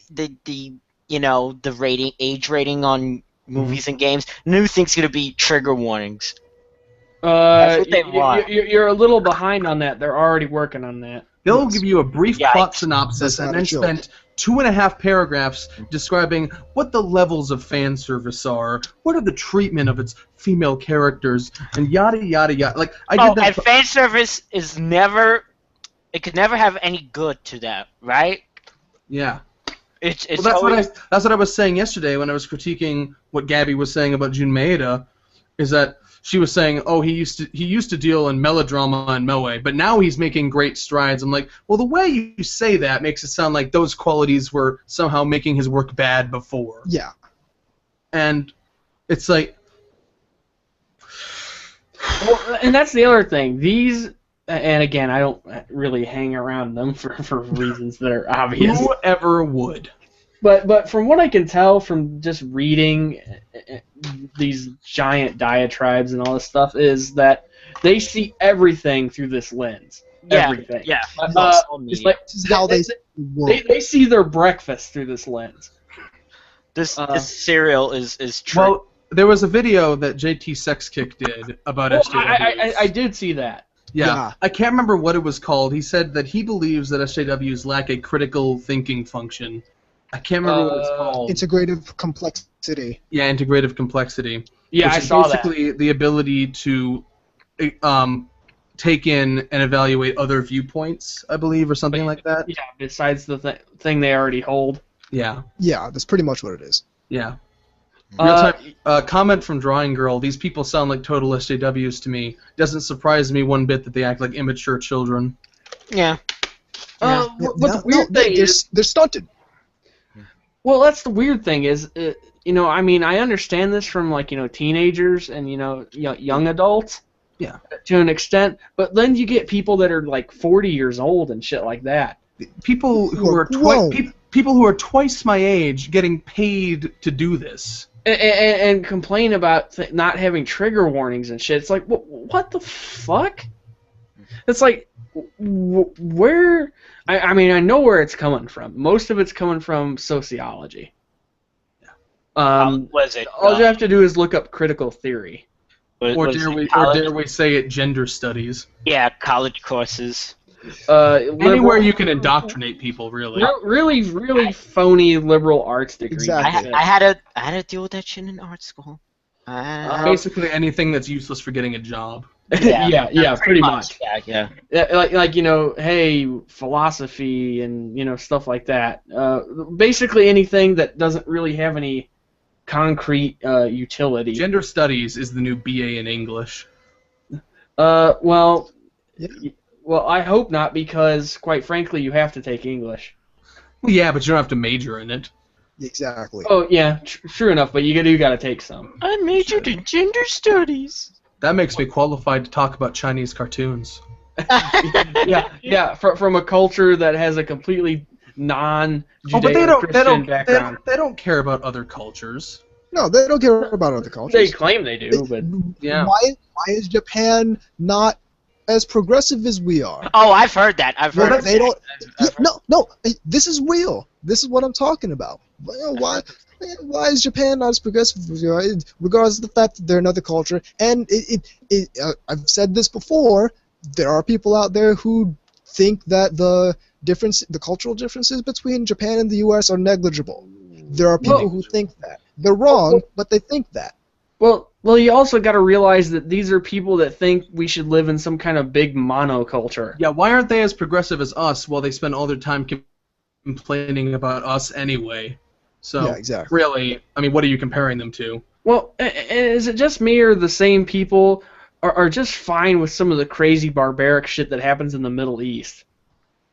But you know, these cartoons, you know, holy shit. That's the real important thing, is that people get the right morals in their anime. Yeah. This is what we wanna- You know, there are address guns in a fictional work in a culture that doesn't really have guns. It's what I've always been saying, is that Anime News Network hates anime. They like the idea of anime. They like what they think anime could be with their mindset, but they hate the way it is. You know, and that's just it. You never hear them criticize anything like that, you know, though. You never hear them criticize, like, you know, hey, somebody in the Middle East is getting acid thrown on their face. You know, but that's just the difference in culture, you know. Or race. And then you just scratch your head, but you say you can't use that excuse. Well, okay, God, this is Islamophobia. It's like, you know, I really don't care if they come and cut your head off then. I'm getting to the level where this is making me at the level where this is making me angrier than I'm comfortable being. Because I've seen these people in action before, but now it's like it's affecting people I care about, and this is like I can think of no other situation or community or place where this kind of behavior would be acceptable. You wouldn't get away with this in any other place filled with adults. Right, and like you said, the weirdest shit is you'll see like these organizations like the Huffington Post or the Guardian and stuff like that, you know, trying to defend this kind of shit. They'll defend it all day and night because they agree with what sides they're on. They agree with this person is a progressive, so we have to agree with them regardless of what they do, regardless of who they hurt, regardless of what kind of. The terms are so marketable though because they all sound so positive when you don't know the context. Oh, yeah. Things like social justice and progressivism, they all sound so wonderful when you don't know the context or the behavior of the people behind them. Exactly. They're easy to sell. But by that token, you could say, hey, the German Workers' Party. Yeah. Sounds good on paper. It sounds like a fucking union. Well, then again, you know, some people hate unions. Oh, I know. Well, they did, actually. Yeah. Yeah. But the point is, it had a nice marketable name.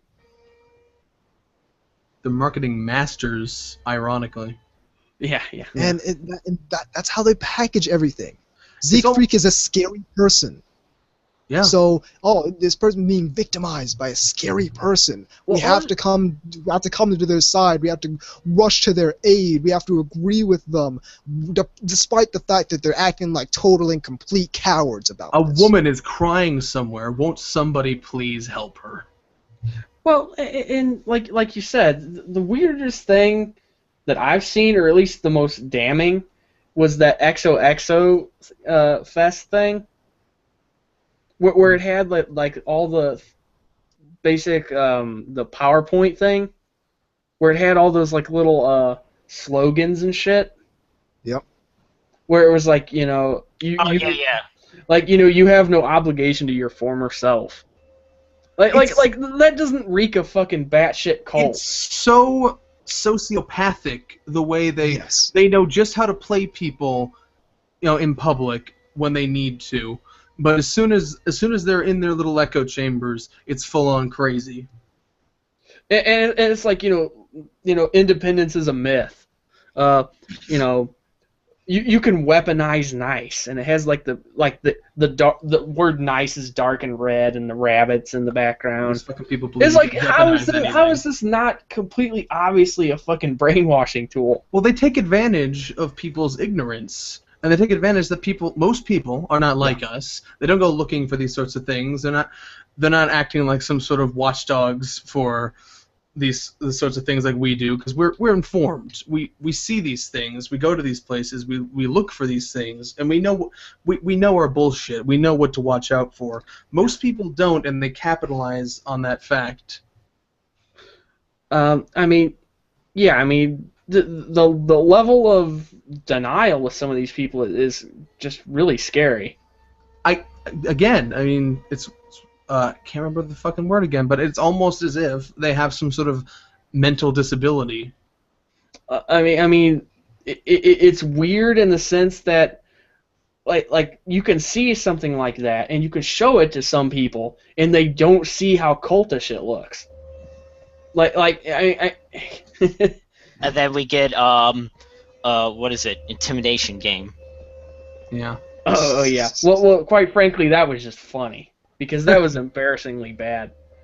That's got to be in the top 5 worst Law and Order episodes. Go home, gamer girl. Then we get anime reviews where most of it's just talking about identity politics, personal identity politics of. When I put out that guide about how to write an A&N review, I said, copy and paste a plot synopsis from Wikipedia, and then spend the rest of it talking about identity politics, feminism rhetoric, and anything else that may offend people, and then wrap up with something about the production value so people will actually think you care about the show itself. Oh, yeah, I love that. That's pretty much... I've said this before. The most egregious thing about There's that word. Focus on it. Yeah, I know. The most egregious thing about this focus on identity politics and reviews is that it's lazy. It takes no effort. You just say, you already know your personal identity politics. No one else cares. I was just going to say... You know them. Well, no one else cares except the people that go to them to hear exactly what they want to hear. Exactly. The average, the layman just does not give a fuck about this stuff. So you do your little plot synopsis, and then you go on about talking about identity politics. Well, and easy. the most insidious thing about that is everyone thinks you're smart for doing that. There's the appreciation for actual criticism has gone down the toilet. It's like they sit there watching with their little checklist. It's like, tits, yes. Panty shots, mm-hmm.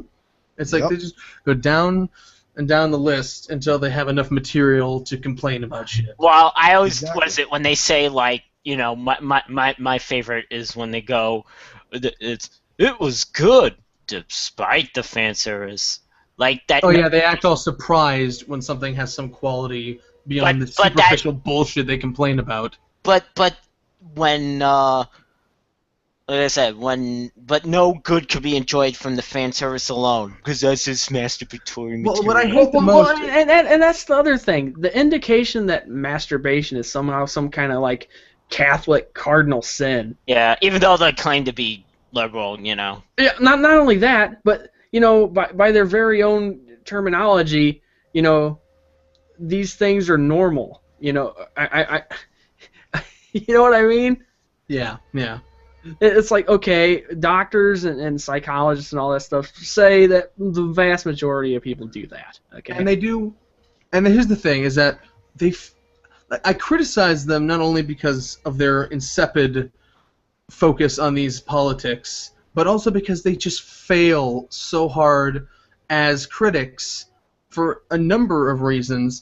Like, it's one thing to be aware of the fact that you have biases. It's another thing to wear your biases on your fucking sleeve like it's a badge of honor.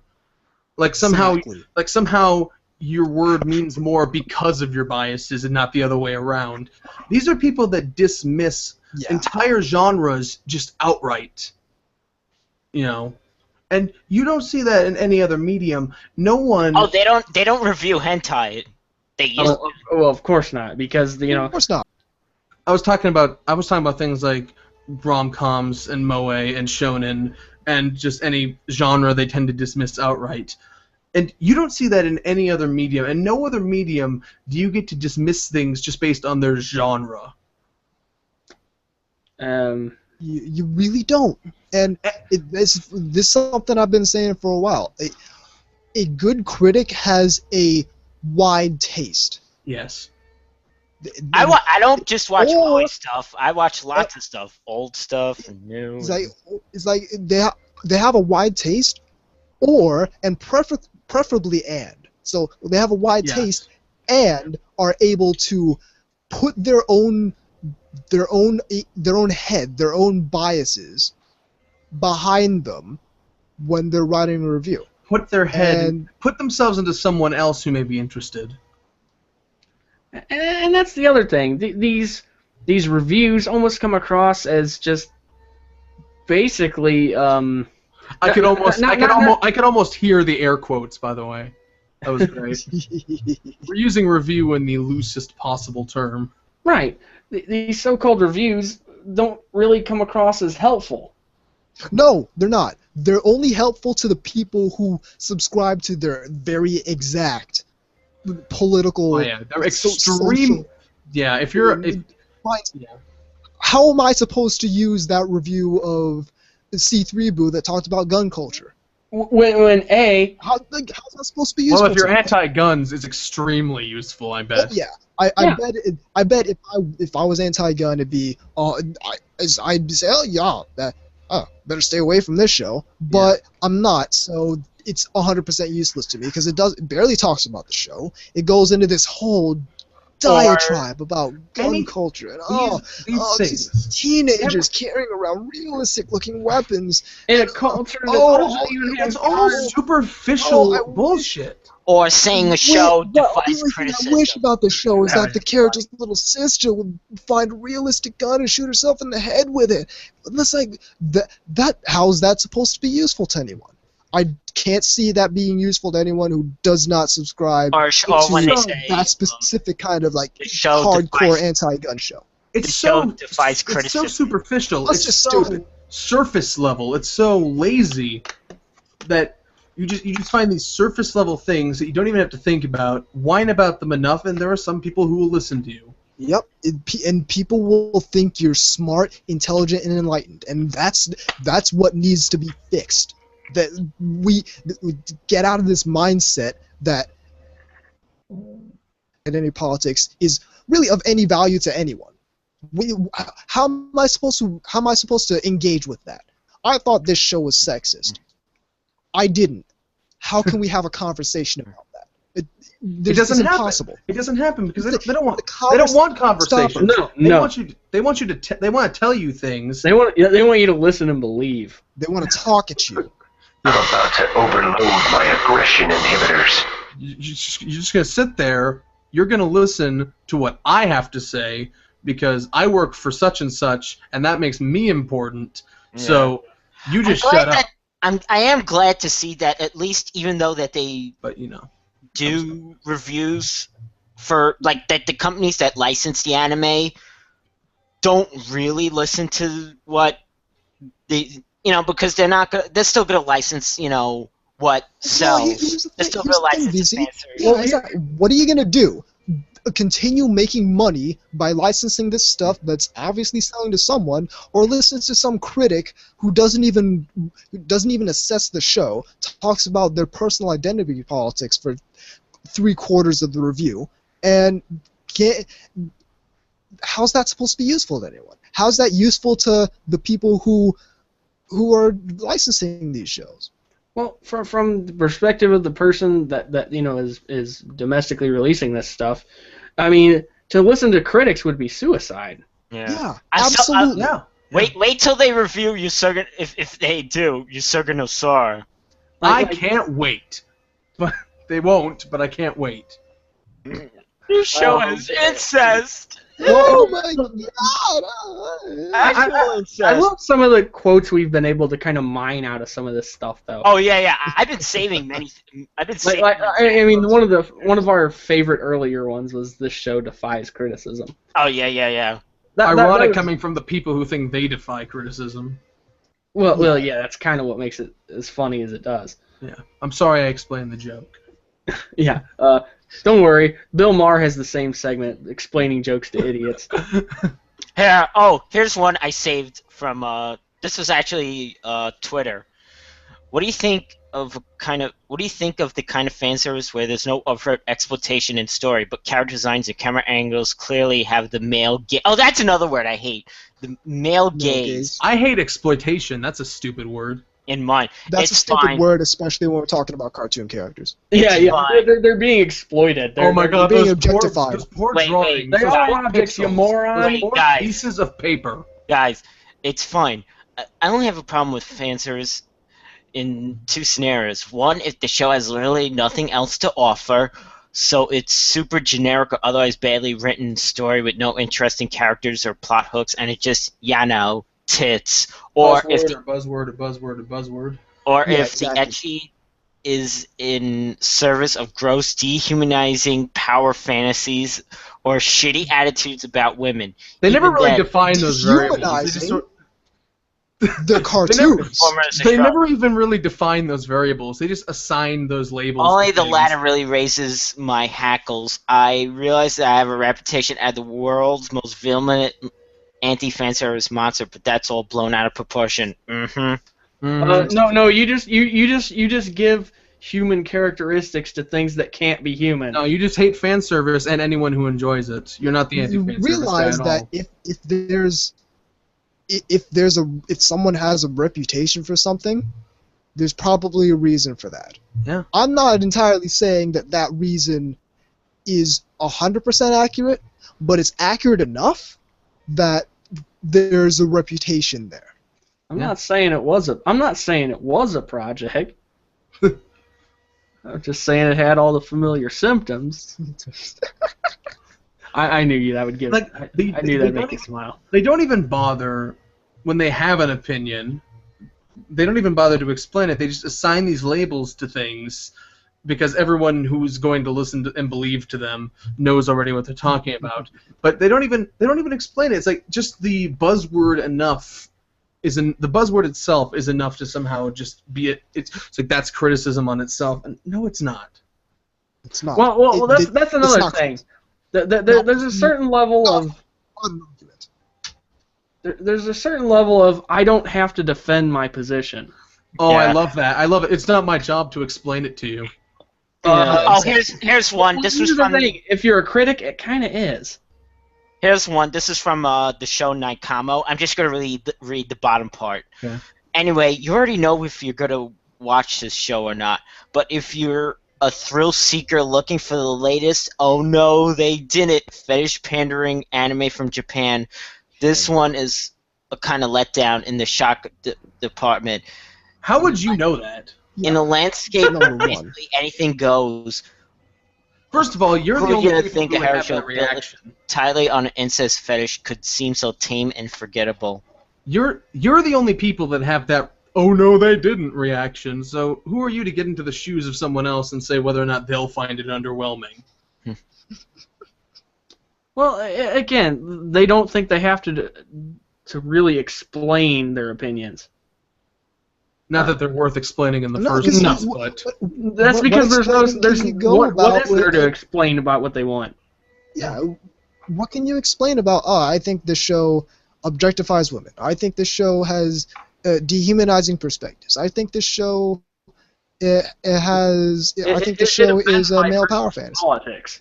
How about they rank? All that translates to how the show doesn't respect, and I'm going to value judge this show as being deficient as a result of me saying, oh, I have personal hangups as a result of stuff that's in me that I don't want to address, but I expect this work of media that's produced by a different culture in a different country it wasn't produced with me in mind at all. They don't know you. They weren't thinking of you when they made this show. But I'm gonna value judge you as deficient because it doesn't agree with my personal politics. Nuclear launch detected. Insult the audience, and sometimes they even go so far as to insult the creative staff behind things. Oh yeah. You go. Was it Gynax? Fuck you, Gynax. Yeah. That is. I'm sure talk Gynax about is egregious. so hurt. That is fucking egregious. I'm sure Gynax is so hurt. How fucking dare you insult the creative staff of this show? How dare you go that far? They have done more than you ever will. They created something. What have you done? You wrote a blog post. Congratulations. You wrote a friggin' article complaining about the thing they created, and then telling them to fuck off because they created a thing you didn't like. How entitled is that? How just on its head? They're super entitled is that? Because How again, about when they break the rating scale? if they had their way, the R1 industry wouldn't even exist anymore. How about when they break the rating scale? Well, number one, the rating scale is stupid anyway. But number two, if you're gonna use it, at least use it correctly and don't try to make a stupid joke out of it. Whatever out of 5. I don't even care anymore. Remember when they actually put that for Madoka? Oh yeah. And then a little while later, after some presumably Do Re Mi came along the lines, it was like, oh, it's actually a decent show.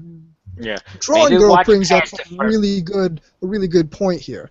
Not only that, but also conveniently ignoring females who like those types of shows, like me. Yeah, well, that doesn't fit the narrative. Constantly on this thing about how these shows are created with men in mind.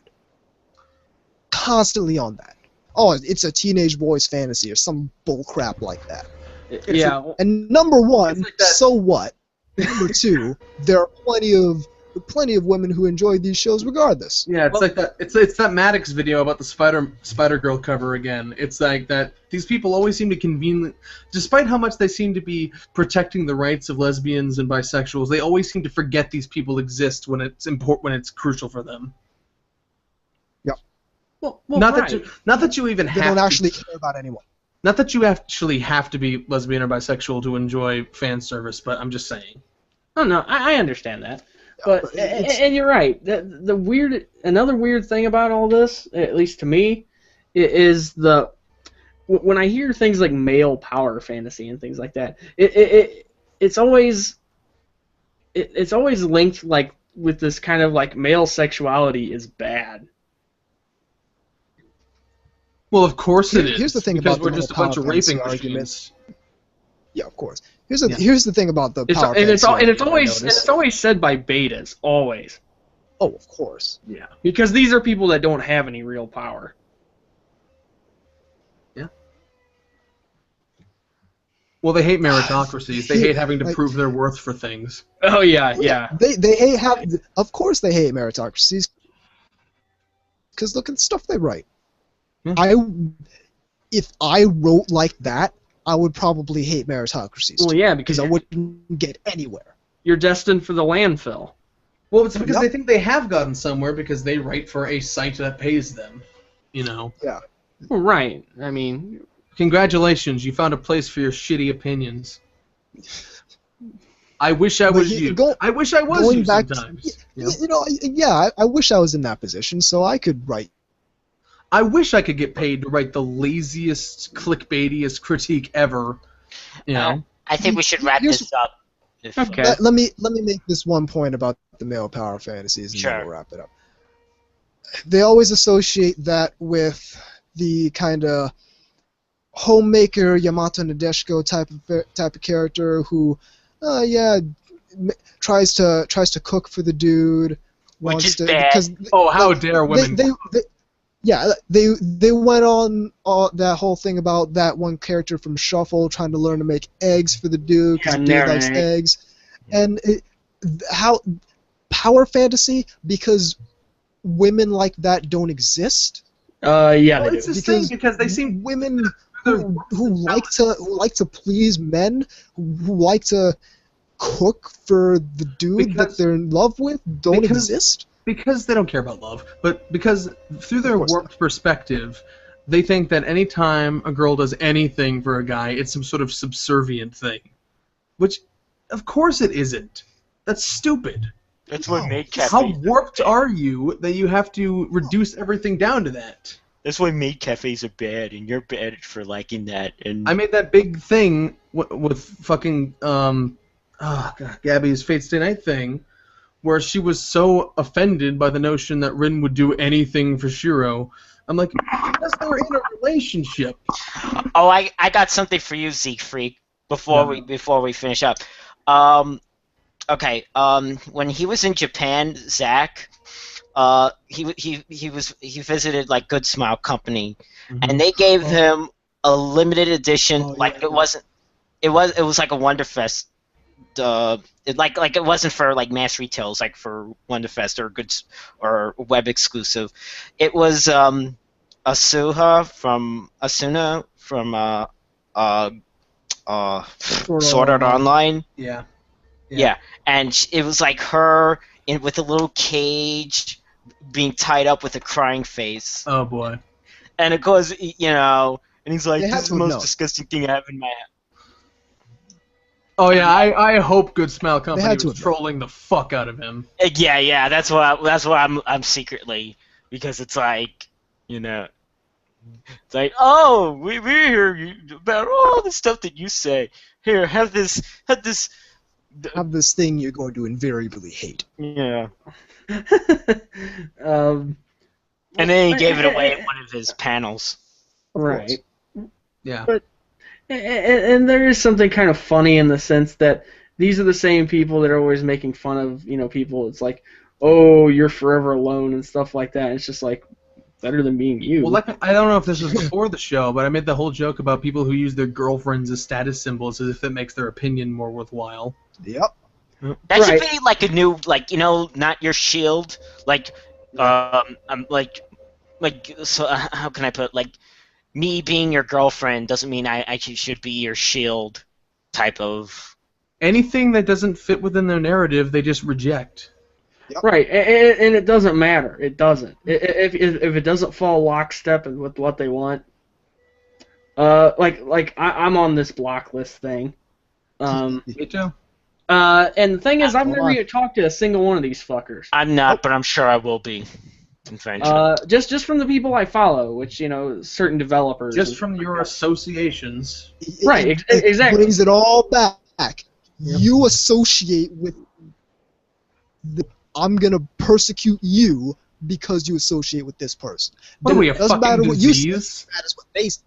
What, we have to fucking quarantine the internet from this disease? Well, and that's the funny thing. Like I said, I've never talked to these people, and I don't. I make it a point not to. But the thing is some of these people I've been friends with for years. And just now, this whole quagmire that's popped up has put it. Quagmire. Giggity. Yeah. Has made this. Oh my god, he perpetuates rape culture. Yeah, indeed. I've got an immunity. Don't worry, they're tagged. Oh yeah, I forgot about that. See, that's a show they really fucking hate too. Yeah, for good reason, but anyhow, but no, just knowing these people, and like I said, some of them I've known for a long time. I'm not gonna name names because I don't want people bugging them or anything. But yeah, ever since then I ended up on that list, and it's just like, whoa, and I don't even associate with any of these people, that are or talk to any of these people that are in charge of these lists or anything, and I never have. So I always thought that was kind of strange, and I know it's guilt by association. Yeah. I mean, it really is. I'm probably not on that because I don't really talk about Gamergate that much. You don't have to. DZ, it doesn't matter what you say. It matters if you follow someone who is one of those main people. It doesn't matter what you say. You could have never said anything about Gamergate, but if you follow the wrong person, you're on the list. You're blacklisted. You like the wrong shows. Whether it be like some certain developers or news reporters, journalists, or whatever. Journalistic outlets, certain individuals, content creators. If you follow one of these people, you're a bad person. You must you got to be on the block list. So all the all these people can be protected from your harmful tweets. Right, and it's interesting in the sense that this algorithm that was developed, it basically has these key figures, Does it not say something about you as a person that you made an algorithm to block out people whose opinions you don't like? Like, you sat down and coded a thing for that. Right. It's like sad people. They have to systemize the act of cutting out people and pretending they don't exist, people who have opinions that don't mesh with their own. So what you're saying is that they engage in systemic oppression. Yes. I have a feeling they would take great umbrage with that term. I don't care. If they're so blind to hypocrisy, then let them believe what they want, I guess. But so done with this mentality that you associate with the wrong person, so you're a bad person. Like, I have friends who, like, among themselves, some people don't associate with other people, and I still remain friends with both of them because we're all adults. Well, we're all grown men and women, and we can do this thing where, okay, he might not talk to him, but I can still talk to the both of them and be friends with the both of them. They know that I'm friends with, and it's like they're not talking about each other behind their backs. And I wasn't going to talk about this. I didn't know if you wanted me to talk about this, but the thing that happened recently was that Neon Taster got pushed out of Anime Maru, and I quit soon after. I heard about that, yeah. Yeah, and I quit soon after because I wasn't going to stand for that. And the same fucking thing happened. Like, I joined a year ago, and it was like the guy in charge of the site, Kevo, made it very clear. Like, me and Neon Taster were pro Gamergate. He was anti Gamergate, and at the time, Kevo was very insistent that he didn't want his site to draw political lines like that, and he was insistent that we could work together despite those differences. And for the most part, it kind of succeeded until recently, where apparently enough people were getting on Neon's case that he basically pressured him to quit the site. People need to stick to their guns. Yeah. And if you don't, I don't respect you. I don't. If you're the kind of person who's gonna cave under pressure to do something you wouldn't normally do, just because a lot of people are giving you all this crap for it, I don't respect you. I don't respect this kind of thin-skinned, spineless behavior. Yeah, it's spineless. Yeah. If you say something, if someone is your friend, and there's people here trying to harangue you into dissociating with them, stick to your guns. That's what I did. It's like, that's why I quit Anime Maru. Because he wasn't he wasn't pressuring me to quit Anime Maru. I quit myself because I wasn't going to stand for what he was doing. It wasn't even. I would have done the same. Cause it wasn't even a matter of anything like that. It was a matter of honor to me that you would stoop to that level, and I wasn't going to stand for that. Exactly. There's no reason anyone should have to stand for that. Okay, I think we gotta wrap this up. Yeah, we've been kind of going a little nuts here. Yeah, we're at like an hour 20 minutes at this point, and I need to cool off actually. Heat level critical. That's the show. Just chill out, get that flask of lemonade, or email address. What we think is lemonade. What looks like lemonade. What could very well be like some kind of nasty plutonium 112. I was going to say like some Mike's hard iced tea or some shit. Mike's hard apple juice. Okay. Apple cider. Oh yeah. Okay. The email address is ntrradio@gmail.com. The website is sheslostcontrol.net/podcast. I'd tell you to listen to Otaku Midnight, but it's not a thing anymore. So yeah. And one more thing. Please comment on my review. Like you don't have to comment on Otaku, but when I post them on like Twitter or my blog, please comment because I want some feedback. Stuff. His blog is vzmk2moemekagatai.word. Tell me I'm awful. I don't care. Yeah, Visit BZ yashike.moe. That's my new website. I talk about con culture and otaku lifestyle stuff. We want to thank Siegfried for popping in. Yes. We want to thank Siegfried for popping in. No problem. It was It was a lot of fun. An absolute pleasure. And no hard feelings, because I'm still gonna talk to all you guys. Yeah. Yeah, of course. No hard feelings to like Cube the Third and them. Yeah. I'm just And Kikaku. the situation just makes me mad. But anyway, I'm Tom Force Anubis. I'm Gagots. I'm VC Mark II. I'm Zeke Freak. Oh, and wait. And even though we might say... What the fuck was that? You know, his speech bubble. Oh, It's a speech bubble. Yeah. I don't remember. That was 3 Yes. hours ago. yeah, It's seriously. NTR Radio. And I'll have a callback.